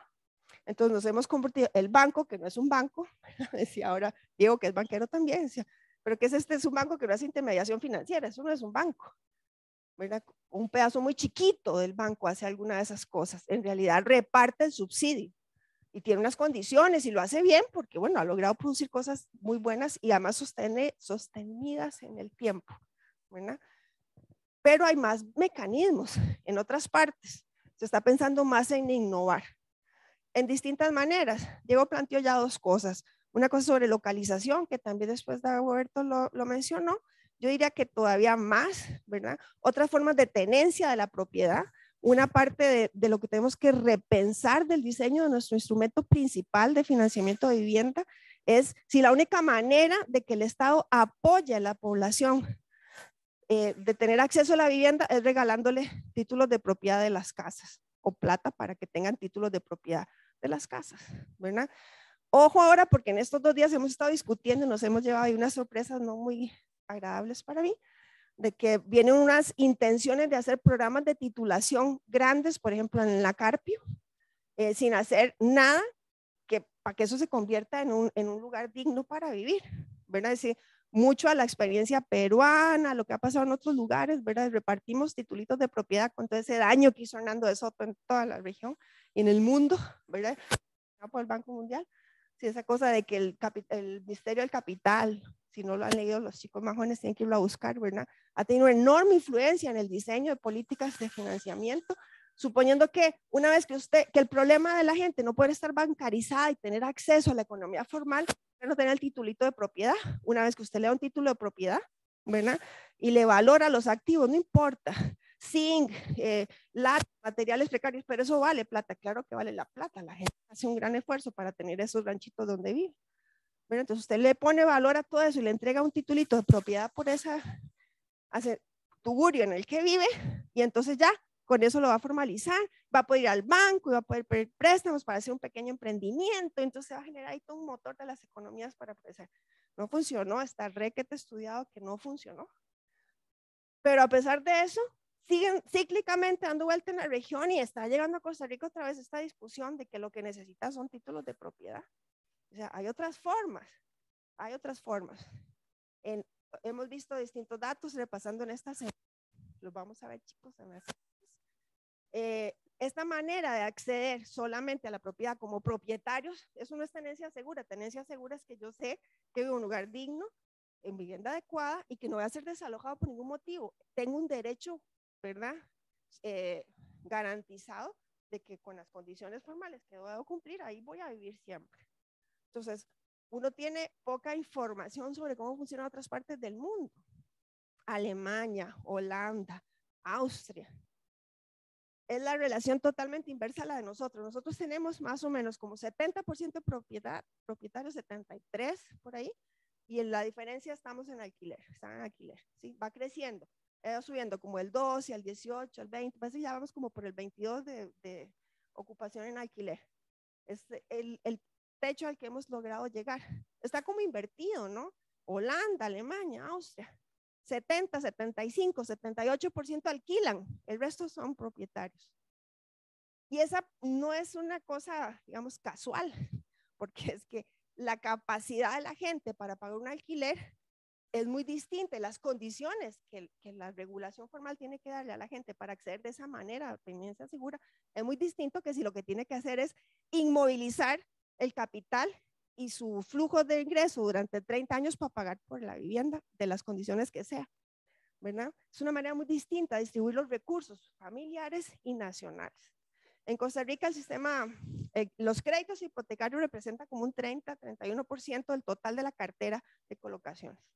Es tamaño poco, 6% del PIB, ahora que está bajito, son como 140,000 empleos, ¿verdad? Con unos multiplicadores, una capacidad de generar encadenamientos muy importantes, ¿verdad? Sigue siendo el IMA de la construcción el más importante adelantador de pronósticos de crecimiento de la economía. Entonces, como actividad económica es súper importante. Mueve muchos recursos del sistema financiero y el sistema financiero está repleto de papelitos que no puede colocar porque nadie le pide préstamos. Tiene un problema grande. Aún cuando tuvimos este periodo largo de tasas de interés casi cero, ¿verdad? Casi cero, estaban en el suelo. La gente no estaba pidiendo préstamos. Vean qué interesante. En pandemia, una de las respuestas de política pública, supuestamente política monetaria expansiva, para que la economía no se caiga y se colocara. ¿A dónde está esa plata? Hay que hacer unos buenos estudios ahí para los de seminario. Hay que pensar, ¿no? Buenos estudios. ¿A dónde se fue todo ese esfuerzo monetario que se hizo, sacrificio fiscal importante que se hizo? Porque no se colocaron más préstamos, ni en este sector ni en ningún otro. Porque hay una mirada un poco inocente, ¿verdad? Para no decirlo de otra manera, de que porque usted puso ahí liquidez, esa cosa se va a colocar. No, no, hay que estudiar la demanda en serio, ¿verdad? No había demanda y sigue sin haber demanda para el tipo de instrumentos financieros que ofrecemos para financiar vivienda. Entonces, yo creo que este es un momento bien interesante para entender que tenemos unas necesidades importantes, un esfuerzo de prioridad fiscal y macroeconómica del Estado bien grande de invertir en el bono, que no alcanza ni para los más humildes, y tenemos a la mayor cantidad de población que estamos ahí en el centro, sin mecanismos reales para acceder a la vivienda. Lo que el otorgar mejores condiciones de acceso podría tener una potencia de movilizar el crecimiento de la economía bien grande. Y entonces, bueno, de eso quería plantear como problemas para la discusión. Gracias. Gracias, Marcela. Ahora, por favor, le solicito a los panelistas que pasemos, nada más que el silloncito no hay que correrlo mucho para allá, para acá, queda en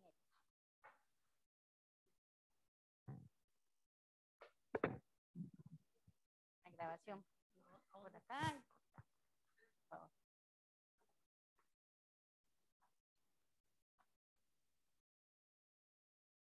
Bueno, muy bien. Vamos a iniciar con unas preguntas que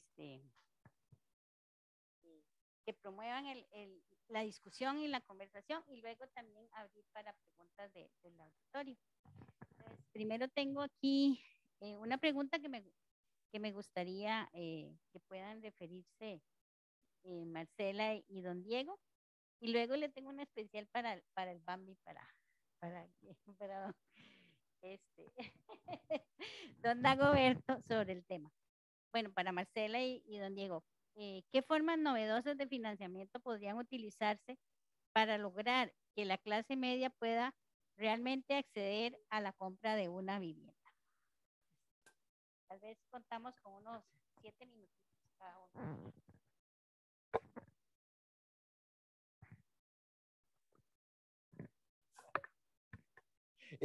Bueno, muchas gracias. A ver, tal vez primero alguna reacción sobre lo que presentó Dagoberto y Marcela. En primer lugar, siempre debemos hablar de mercados de vivienda. Y eso es significativo porque existen varios subsegmentos, ¿sí? Y ello va muy relacionado precisamente con el tema de financiamiento, porque no hay una solución universal, única. Yo de alguna manera ponía el punto sobre lo que significa el acceso a la vivienda propia. Claramente, lo comentaban mis colegas, esa es una situación que ya ha cambiado en el tiempo y no solamente por consideraciones de tipo adquisitivo, y efectivamente los países europeos más avanzados, de hecho, una de las tasas, si es que no, la tasa de hogares en alquiler más alta es la de Suiza, que es evidentemente uno de los países con mayor ingreso per cápita, pero también evidentemente la gente tiene expectativas diferentes y requerimientos diferentes, lo que se llama carrera residencial. ¿Sí? Necesito una solución diferente en momentos de mi vida laboral, ocupacional, personal, diferentes. Entonces, a partir de aquello, yo creo que las formas novedosas de financiamiento van sobre todo en el estilo de, o en la dirección de generar alternativas que vayan más allá de lo que tradicionalmente hemos considerado como el acceso al financiamiento de largo plazo que permite una hipoteca a 25 años plazo y por lo tanto puedo adquirir una vivienda. Sin duda alguna, ello seguirá siendo muy significativo. Y sobre todo, ojo, atención, en países, posiblemente es en menor escala lo que sucede en Costa Rica, pero sí en los otros países de la región, en la cual la vivienda se convierte también en el ahorro de largo plazo. Ante las ineficiencias, deficiencias y limitaciones de los sistemas de seguridad social. Entonces, por lo menos yo quiero asegurar mi techo para el futuro. Claro, ya uno se va acercando a la época de retiro y, por supuesto, lo que uno quiere es el lugar, el techito para vivir, ¿no? Como se lo dice. Algo para transferir a los hijos, ¿sí? Lo cual también, ojo, algo para transferir a los hijos implica que tiene que ser, que puedo vender. que la vivienda no se convierta en una prisión, que la vivienda pueda ser libremente vendida, comercializada, porque tal vez mis hijos quieren irse a vivir a otra ciudad y yo quiero vender la casa y quiero repartir ese dinero para que ellos puedan hacerlo. Entonces, regresando, formas novedosas, más bien, yo diría formas que permitan ampliar oferta de vivienda en diferentes segmentos, y no solamente segmentos de ingresos económicos, sino que atiendan a diferentes momentos de la carrera residencial. Por lo tanto, que exista, aunque podamos hablar de mercados de vivienda. Hablábamos del tema de localización y no puedo resistir allí a hacer una pregunta a ustedes que pues, seguramente lo verán en el curso de Marcela, pero la curva, la gradiente de distancia y costos y precios, mejor dicho, del suelo está cambiando en la región. La pandemia nos implicó que segmentos importantes de la fuerza laboral trabajen desde sus hogares. El 21%, de acuerdo a cálculos de CEPAL, el 21% de las personas son susceptibles o tienen actividades que son susceptibles de teletrabajo. Pero entonces, si yo ya puedo teletrabajar, yo ya no necesito vivir cerca de la universidad si soy profesor. Yo voy a vivir a la playa, doy clases desde la playa y ya no necesito estar físicamente delante de ustedes. ¿Okay? Entonces, si es que tengo esas situaciones, ya la relación, el valor del suelo en la ciudad está cambiando. Y por lo tanto, yo ya necesito otro tipo de solución habitacional. El tema del alquiler. Entonces, ¿para qué ustedes, la mayor parte de acá, que son obviamente estudiantes, les interesa el crédito a 25 años plazo? No, no estoy seguro. Porque evidentemente implica un compromiso. Entonces, ya no es solamente si es que puedo acceder al sistema financiero, que hay un tema de descarces de activos pasivos, si es que puedo hacer. No, ya no es solamente aquello, es que posiblemente yo como individuo ya no tengo interés en aquello. Ha cambiado la estructura demográfica, es cada vez mayor la presencia de hogares unipersonales. Entonces, esa situación de familia, pues por eso incluso es mejor hablar de hogares, ¿no? En términos estadísticos, ¿sí? Pero de familia, de 4 miembros, 5 personas, etcétera, que adquieren la vivienda, 25 años, pero eso ya cada vez va perdiendo un espacio. Entonces, nuevamente, formas novedosas de financiamiento, políticas de alquiler, que tiene que considerarse, porque además el alquiler no solamente es que yo ocupo una vivienda en alquiler, es que esa vivienda está siendo considerada como una fuente de ingreso para el dueño. Y en muchos casos, incluso puede ser por personas de tercera edad, pero por cambios o por espacio que tienen en la vivienda, ya la vivienda se convierte en una fuente de ingreso. ¿Sí? Algunos países están haciendo leasing habitacional. Yo en lo personal tengo que decir que tengo mis ciertas distancias con el tema de leasing porque por un tema de costos y por un tema de la opción de pago. Tengo ahí algunas inquietudes financieras, pero eso depende de cómo se lo implemente.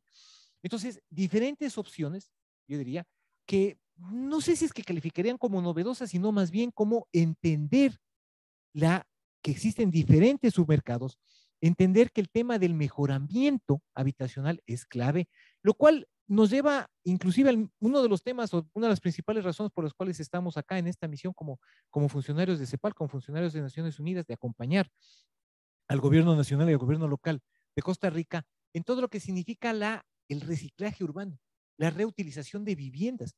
Estamos hablando de economía circular.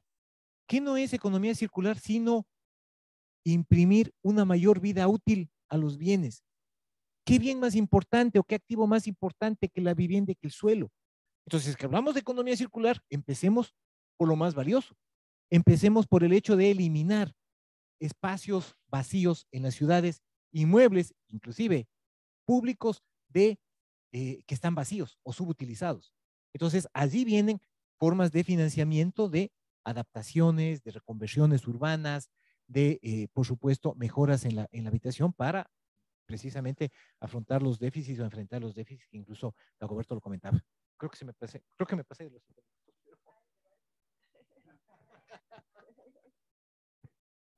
Gracias. Bueno, yo creo que estoy de acuerdo en todas las cosas que Diego planteó. Tal vez agregaría dos. Una ya la adelanté, que es que me parece que hay que darle una mirada distinta a qué es tenencia segura, ¿verdad? Si esa cosa de ser propietario ya no debería ser tan importante y la gente joven seguramente lo va a entender más porque además cada vez menos la gente se quiere anclar con el bien que compra. Eso que uno se va a quedar 30 años en el mismo lugar, ya no, o sea, eso es para nosotros los viejitos, o sea, la gente joven tiene otros niveles de movilidad y expectativas, ¿verdad? Que trascienden fronteras y sin duda trascienden municipios, o sea, ya no, entonces yo creo que hay que darle una pensada distinta, ¿verdad? Eso es una cosa importante, alquiler en general, más oferta de alquiler y en particular alquiler social. A mí me parece que para política de financiamiento, ¿verdad? Para los ingresos más bajos, es fundamental empezar a pensar que el Estado lo que entrega es una unidad habitacional o una solución, ¿verdad? Un lugar donde la gente pueda vivir pagando un alquiler social, o sea, una casa en condiciones particulares, ¿verdad?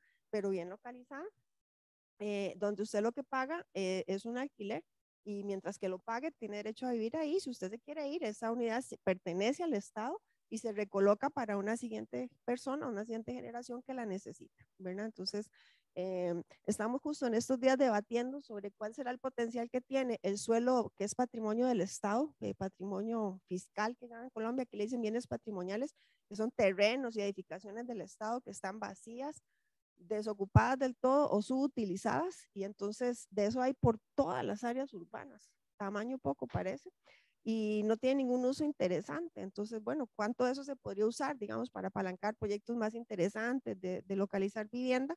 La recomendación es que no se convierta en títulos de propiedad para privados, ¿verdad? Sino que eso se mantenga en propiedad del Estado. Hay muchas experiencias en muchas partes del mundo sobre esto, y entonces uno lo que hace es eh, garantizar tenencia segura que la necesita. Igual se clasifican familias según sus necesidades, ¿verdad? Los otros procedimientos no son muy distintos. La única diferencia es que la gente aporta según su capacidad para vivir ahí. Me parece que también es bien importante despegarnos de la idea de que acceso a tenencia segura es acceso a vivienda, posiblemente es más acceso a localización o a suelo. Entonces el Estado no está preocupado por generar condiciones para que se produzca suficiente oferta de suelo urbanizado a precios accesibles, bien localizado a precios accesibles. Más que entregar casitas, deberíamos estar entregando buenas localizaciones, ¿verdad? Y flexibilizar algunas normas para, por ejemplo, construcción progresiva. La gente tiene que poder tener derecho a hacerse una cosa ahí de 20 metros cuadrados, que es un apartamento, una mini loft, ¿verdad? Con su baño y su área de cocina y no sé qué, que luego pudiera ir ampliando y mejorando progresivamente a medida que sus ingresos mejoran o que se une con otras fuentes de ingreso, hace pareja, lo que sea, ¿no? Con amigos. Entonces creo que uno podría darle una mirada distinta a eso. También me parece que una cosa importante ahora que Diego decía que si la pandemia o en general la oportunidad y el riesgo de la transformación de los trabajos, ¿verdad? De sustitución de empleo por tecnologías y de transformación de formas de trabajo, digamos, más deslocalizados de empresas o de firmas, me parece que plantea el reto, que es muy antiguo ya en la región, de universalizar los servicios. Costa Rica en general, si uno le pregunta a cualquier persona y uno ve los datos, tiene una cobertura, ¿verdad? Universal de acceso al agua, de electrificación más o menos también universal, ¿verdad? Muy alta. Problemas graves todavía de alcantarillado sanitario, manejo de aguas pluviales y aguas de lluvia. Ahí tenemos más problemas, aunque en el área metropolitana estamos cerca de resolver la parte más grande. En otras ciudades secundarias todavía hay mucho problema.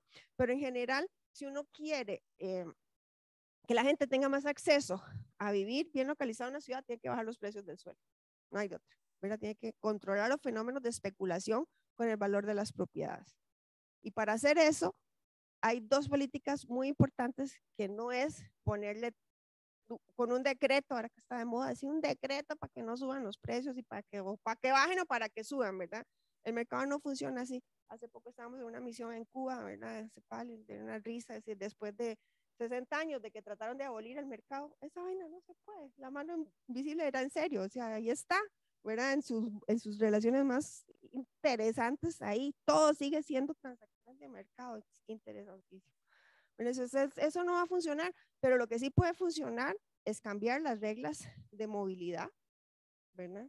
Cómo uno se transporta, de dejar los autos individuales y movernos a transporte público, ¿verdad? Eficiente, a llevar mejores condiciones de acceso a los centros de trabajo en las zonas de mayor aglomeración, de oportunidades de empleo. Hay Digamos, inversiones inteligentes en transporte, que ninguna tiene que ver con gastar más plata en carreteras, en ninguna parte, ¿verdad? Nunca, haciendo más carreteras vamos a resolver problemas de movilidad, ni hablemos de acceso de la población a vivir bien localizada.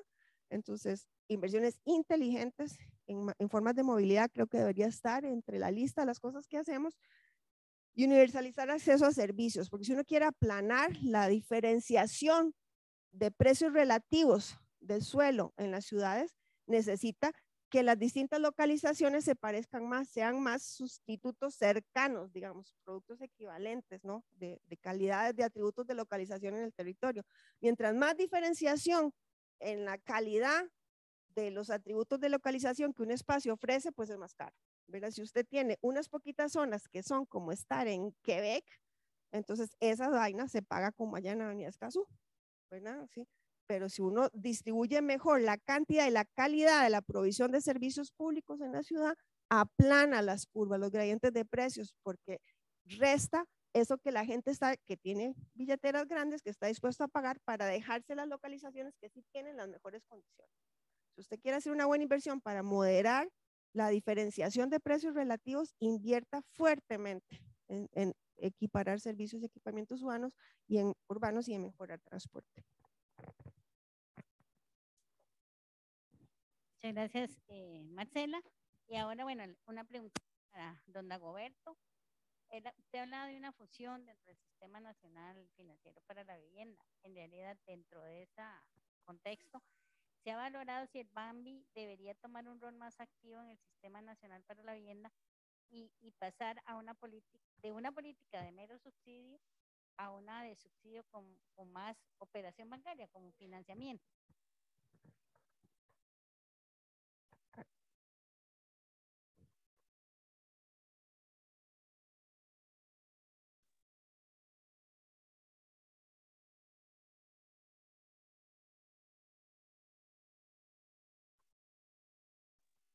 ¿Sí?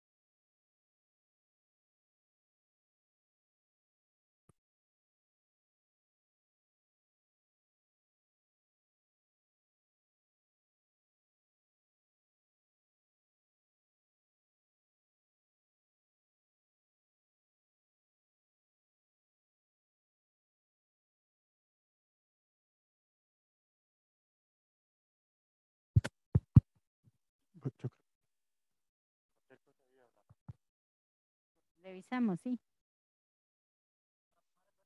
Hola, hola. ¿Sí? Hola. ¿Sí? Okay. Bueno, ya. Voy a repetir la pregunta, sí. Si dentro de este proceso de fusión que debería existir en el Sistema Nacional Financiero para la Vivienda, si se ha valorado si el BAMBI debería tener un rol más activo, por ejemplo, pasar de una política de mero subsidio a una política donde tenga más operación bancaria, más de financiamiento. Comodín, ¿no? No se puede. Cambio de pregunta. Vean, no, es una muy buena pregunta, doña Isabel. No solo lo hemos valorado, lo hemos considerado en nuestra planificación estratégica y creemos que hay algunos cambios que realizar. Uno, el modelo del subsidio habitacional sin duda ya no es sostenible en la forma en que ha estado por 3 décadas. Es claro que no da sostenibilidad, que la situación económica y fiscal del país no da, para que las transferencias de recursos puedan aumentar, de manera que tenemos que ir a un modelo donde los recursos busquen ser sostenibles. Eso implica que habrá que valorar si el subsidio, por ejemplo, es gratuito o es un complemento a la solución habitacional, y si por el contrario las familias de un esquema más solidario, con unas condiciones muy favorables, muy competitivas, tienen que hacer, por ejemplo, una devolución del subsidio. Ese es un cambio. Segundo, claro que hay que fortalecer la participación de la entidad en temas más financieros. Yo no lo mencioné en la presentación, pero el banco tiene dos fondos. Tiene el fondo de subsidios para la vivienda, que es un fondo de reparto, básicamente, de administración de recursos que el Estado dispone cada año, pero también tiene el Fondo Nacional de Vivienda. El Fondo Nacional de Vivienda es un esquema de banco de segundo piso, que lo que hace es financiar a los intermediarios, a las entidades autorizadas, que son financieras en su gran mayoría, para que éstas a su vez canalicen recursos a la población. Bueno, este fondo tiene una cartera de crédito también importante, pero es la intermediación financiera tradicional. Hay que ir a otros esquemas donde la institución sí vaya al mercado, capte algunos recursos, implemente algunas estrategias de intermediación financiera precisamente para dotar de más recursos a este fondo y llevarlos a la población en mejores condiciones. Eso es importante. Tercero, hay que hacer un esfuerzo mayor para que haya una correlación directa entre la inversión pública en materia del subsidio habitacional y la ubicación de la pobreza, porque no hay en este momento una correlación directa. Es decir, que lo que hay que mejorar es la política pública para decir exactamente hacia cuáles segmentos de la población y en qué condiciones queremos invertir. Y Diego ahora lo mencionaba. Eso es entender los segmentos. Y hay que entenderlos y también hay que saber dónde están. Y hay que apuntar la inversión pública hacia esos lugares. Ese es un tercer elemento. Y lo cuarto, el cuarto punto, es que sin duda tenemos que hacer un esfuerzo adicional en materia de ordenamiento territorial y la estrategia urbanística en general. Y entonces aprovechar mejor los inmuebles en zonas urbanas, aprovechar el stock o el inventario de propiedades del Estado para resolver los problemas de vivienda, recuperar, ejemplo, edificios en la capital, invertir en espacios públicos de esparcimiento para que esos sitios sean atractivos para vivir es fundamental. Yo por lo menos soy de la idea de que no se puede hacer al revés. Uno no puede llevarse a la gente a vivir a una zona, por más urbana que sea, si antes no le ha dotado de las facilidades en el entorno. Y creo que Marcela ahora lo decía, para que sea atractivo ir ahí. Caso contrario es muy difícil. Pero bueno, ese es un mecanismo también que creemos que hay que impulsar. Así que para mencionar algunas cosas, porque son varias, y ese es un poco, creo, de la visión estratégica que la institución tiene que dar después de 35 años de existencia. Muchas gracias, don Dagoberto. Y ahora daríamos unos 5 minutitos, porque ya creo que todos los veo un poquito cansados, para hacer preguntas, comentarios. ¿Alguien quiere hacer un comentario, pregunta? Por favor.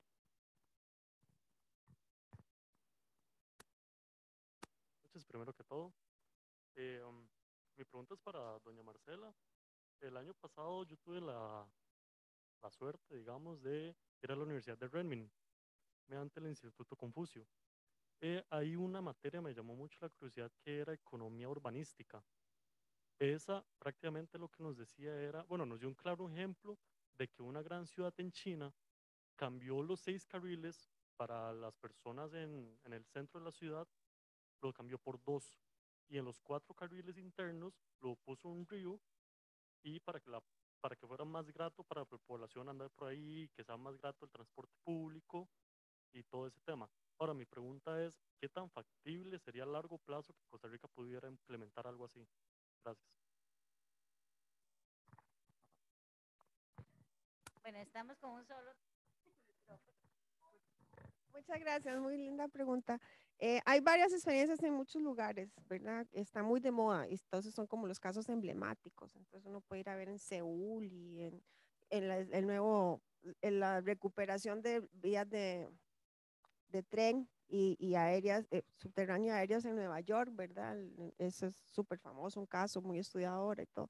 Creo que sirven como para dos cosas, para mostrar con evidencia empírica, sin hacer demasiado ejercicio de investigación, así colectar datos y todo eso tan difícil, que esa vaina no funcionaba. Es decir, las ciudades necesitaban otras cosas, ¿verdad? Y otras maneras de disfrutar y de mover y de prestarles servicios a la población y a las actividades económicas. Entonces creo que es factible en general.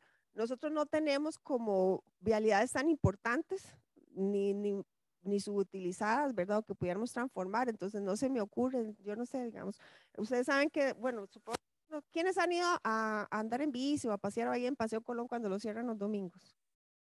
¿Sí? Yo voy, a mí me gusta caminar ahí, la sabana y eso, ¿verdad? No es tan frecuente como uno quisiera, no es como la carrera, ¿cómo se llama? La séptima en Bogotá, no es como la séptima en Bogotá, pero se hace, ¿verdad?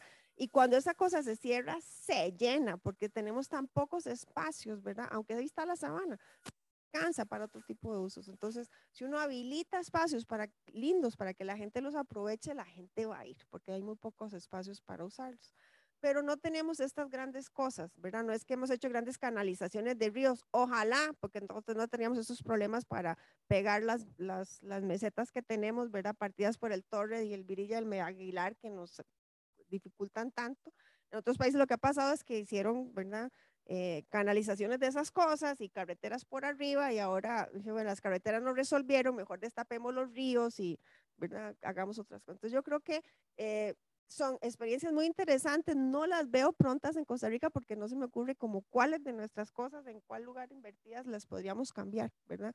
Lo que creo que tiene más sentido es no hacer cosas enormes. Ahora viene otra vez la discusión, ¿verdad? Este nuevo gobierno anunció que el tren ya no, ¿verdad? Todo lo que la escuela y tanta otra gente está invirtiendo, ¿verdad? Para discutir cómo mejorar la movilidad y cambiar la lógica de la movilidad con un tren interurbano moderno y bla, bla.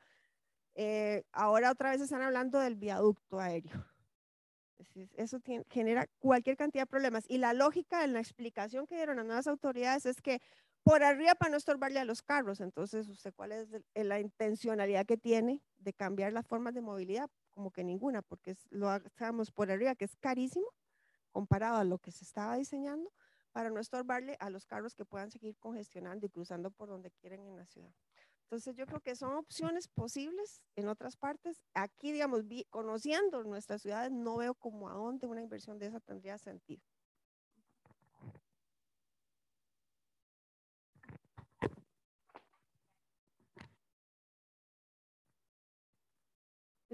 Bueno, primero, gracias por sus intervenciones, han sido sumamente útiles.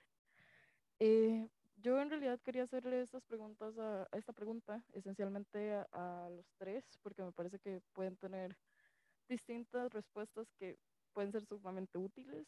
Y me gustaría hablar de planificación urbana, que se mencionó mucho.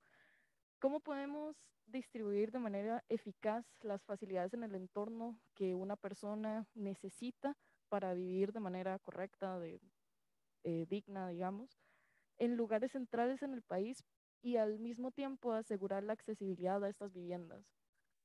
No sé si tienen como algo. Muchas gracias, Jimena. Jimena es su nombre. Gracias, Jimena, por la pregunta. Yo no soy arquitecto, no soy ingeniero, pero algo he estudiado el tema y además he estado rodeado de gente que ha estudiado esto. Vean, hay que empezar por actualizar la normativa de todo lo que es ordenamiento territorial y urbanismo en nuestro país. Okay, eso es lo primero. Entonces ahí tiene en juego fundamental el Instituto Nacional de Vivienda y Urbanismo, tiene un papel esencial los gobiernos locales, y en todo ese esquema, si a mí me tocara decidir, yo empezaría por un verdadero plan de actualización o de creación de los planes reguladores. que justamente nos den esa estrategia de ordenamiento territorial y de urbanismo.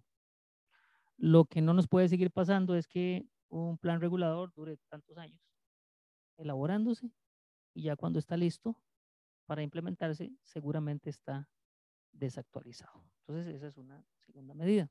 Lo tercero es que necesariamente el Estado, creo, debe hacer un esfuerzo mayor para que de toda su producción invierta recursos específicos para lo que tiene que ver con ordenamiento territorial y la estrategia urbanística de nuestro país.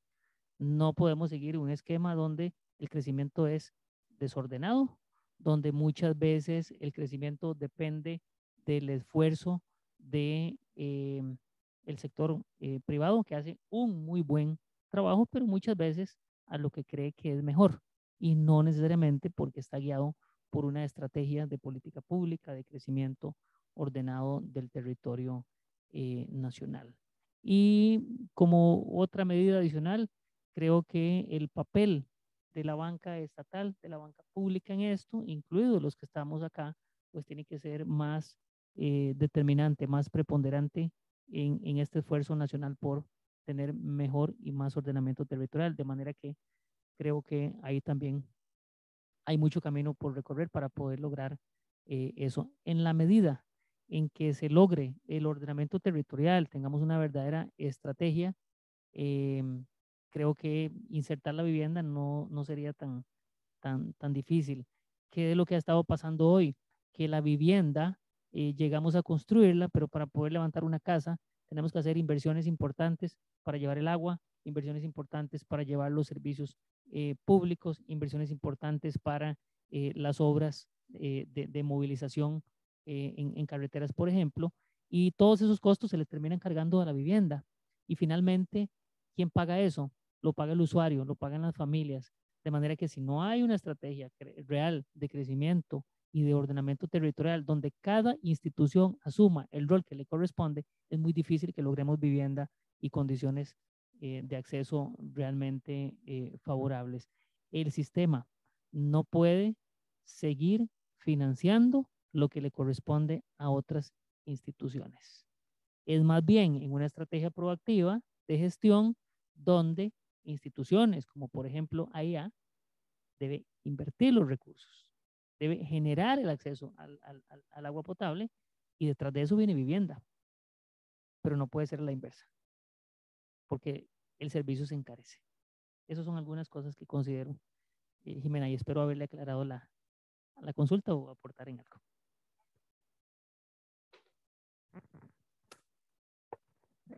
No, pues no tengo la respuesta exactamente, pero aquí tenemos a María Mercedes Maldonado. Yo le quisiera pasar el micrófono para que nos cuente si es posible tener vivienda para clases bajas en el centro.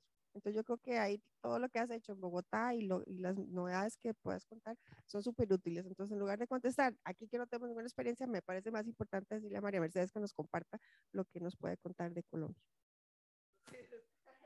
Bueno, buenas noches para todas y para todos.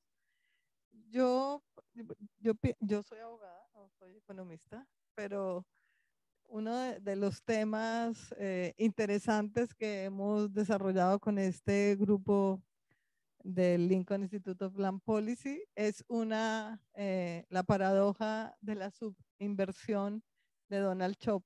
Yo creo que Trump ni siquiera no es economista, es planificador, no sé. Pero eso es muy interesante porque Trump dice que el costo de urbanizar en la ciudad, de producir un buen urbanismo, es mucho menor que los precios del suelo. ¿Sí? O sea que lo hacemos todo de una manera irracional. Pagamos altos precios del suelo, al pagar altos precios de la vivienda, hay un porcentaje que es suelo, y pagamos altos precios, aún como consumidores de la ciudad y del espacio construido, pagamos altos precios del suelo, de la vivienda, perdón, con un urbanismo mediocre. ¿Sí? No solo quien toma la decisión de comprar un pequeño apartamento, una gran casa, adentro de la ciudad o afuera, sino todo el sistema de financiación, de regulación urbana y todo. Eso yo creo que orienta mucho por dónde podemos hacer las políticas. Entonces, desde un buen impuesto predial, o inmobiliario, acá se llama predial, contribución de mejoras, que es recuperar los costos de hacer la inversión pública, obligaciones urbanísticas, otro tipo de cosas, responden a eso. Podemos llevarnos una parte de lo que ya estamos pagando por la vivienda y por tanto por el suelo para mejorar la ciudad, que creo que es la preocupación. Y si mejoramos la ciudad, además la estamos permanentemente cuidando y mejorando, ¿sí? La gente va a encontrar atractivo vivir en la ciudad, ¿sí? Entonces, hay mucha gente que prefiere ir, meterse todos los días en un carro, una hora en la mañana, una hora en la tarde, en ciudades como Bogotá, donde yo vivo, 2 y 2, ¿sí? Gente con altos ingresos, que para estar el fin de semana cerca al verde, ¿sí? Mientras destruye zonas de valor rural y ambiental.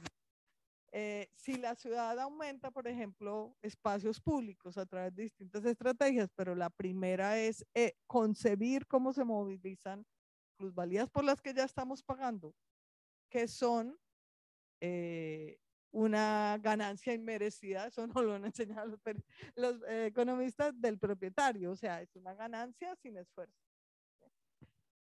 ¿Cómo hacer vivienda en el centro y vivienda de interés social? Hicimos en Bogotá, pero pues a muy poca escala. Ahí tenemos una competencia un poco desleal porque un desarrollador puede comprar un gran terreno en una zona de expansión urbana sin urbanización adecuada y hacer miles y miles y miles de viviendas. Y todo el sistema de financiación está construido para favorecer la vivienda fuera de las ciudades, supuestamente que el suelo más sin urbanismo no es comparativamente más barato, comprar el terreno sí, pero si uno suma todo lo que habría que hacer para que ese terreno tenga todos los servicios domiciliarios y tenga tren o metro, pues no es más barato. Realmente si sumamos todo, no es más barato, pero es todo el esquema de financiamiento está concebido para favorecer esas grandes operaciones urbanas para vivienda de todo tipo de ingresos. Y en el periodo reciente en América Latina, pues han aparecido constructoras nacionales e internacionales que se mueven con esas grandes operaciones de vivienda para vivienda social o popular. Nosotros en Bogotá hicimos, por ejemplo, el uso de las tierras, de terrenos patrimoniales o fiscales para hacer, en vez de hacer una operación de 3.000, 4.000, 5.000 que hacía la alcaldía de Bogotá, hacer un montón de proyectos de 100 viviendas, 200 viviendas, 300 viviendas. No tenemos mucha tierra patrimonial en Bogotá, espero que aquí la tengan, pero combinamos una serie de instrumentos. Entonces, en Bogotá, en Colombia hay un instrumento que si alguien tiene un lote en la mitad de la ciudad de engorde, lo llamamos así, pues coloquialmente, ¿cómo le llaman aquí? Un lote sin desarrollar, se le establece, y también a los edificios subutilizados, se le establece una declaratoria de que tiene 3 años para construirlo, los ya construidos son 1 año y medio, y si no sale a una venta forzosa en pública subasta para vivienda de interés social. Entonces, empezamos, solo que el gobierno del que yo hice parte solo duró 4 años, no hubo continuidad, que es un problema en general, pues en general de las políticas públicas, pero en América Latina más. Entonces, ese es otro. Y otro es que todo proyecto tiene que tener un porcentaje de vivienda de interés social para favorecer la mezcla social. Y en la alcaldía hicimos un proyecto de apoyo con gestión para un constructor, tiempos y ayuda en la administración al lado suyo trabajando en el proyecto. Entonces, los proyectos que dejaban, porque la ley nacional permite trasladarlo a otro lugar o pagarlo en dinero, entonces los desarrolladores pagan en dinero. Entonces nosotros dijimos, el que lo deja en sitio y hace mezcla social, tiene todo un apoyo de gestión desde la alcaldía, incluido subsidios anticipados. Bueno, Bogotá es una ciudad, Bogotá tiene casi 8 millones de habitantes. Pues una ciudad con capacidad financiera tenía su propio subsidio al lado del nacional, o sea, un conjunto de cosas, desde las decisiones normativas, cosas de inversión, acompañamiento en los proyectos, y logramos, sin que fuera obligatorio, porque tenían la posibilidad de trasladarlo a otras zonas, pero logramos en 3 años 5 o 6 proyectos en que los desarrolladores dijeron, listo, dejamos en sitio, no es cierto que nos vaya a desvalorizar las demás viviendas.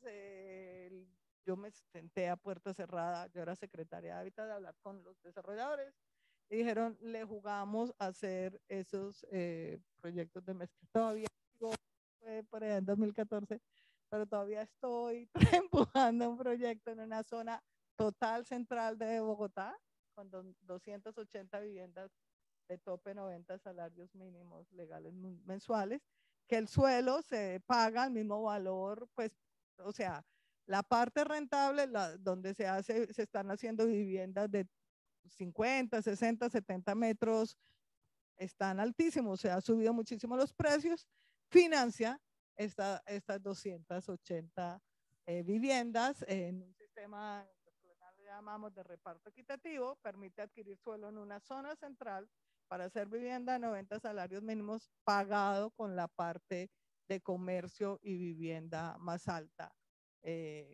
Tengo amigos que han comprado ahí, porque es obviamente muy central, pero que se fue deteriorando porque piensan que eso es una zona que se va a desarrollar fuertemente, y en una ciudad hay de todo. Pues hay gente que quiere vivir cerca de la rumba, de la oferta del centro, ¿sí? Porque es que a mí me gusta el verde, pero pasarse un fin de semana alguien de 30 años viviendo viendo televisión, no, salir a la ciclovía, a los negocios, a caminar en la calle, a encontrar la diversidad del centro. Yo pienso que a mucha gente de 30 años hoy le interesa más que el estar allá alejado totalmente a 2 horas de la ciudad. Gracias. Yo nada más para terminar, le diría a Goberto que a mí no me importa demasiado quién lo paga, lo que me preocupa es quién se deja las ganancias, ¿verdad? O sea, pagamos carísimo por una urbanización de mala calidad y que además le genera grandes riquezas a los propietarios del suelo, ¿verdad? Por este pésimo urbanismo que tenemos. Entonces, mi preocupación no es tanto a quién la paga, pero quién se la deja.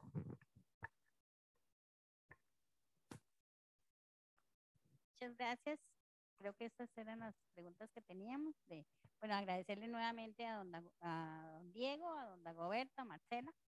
Ha sido súper interesante. A todos ustedes por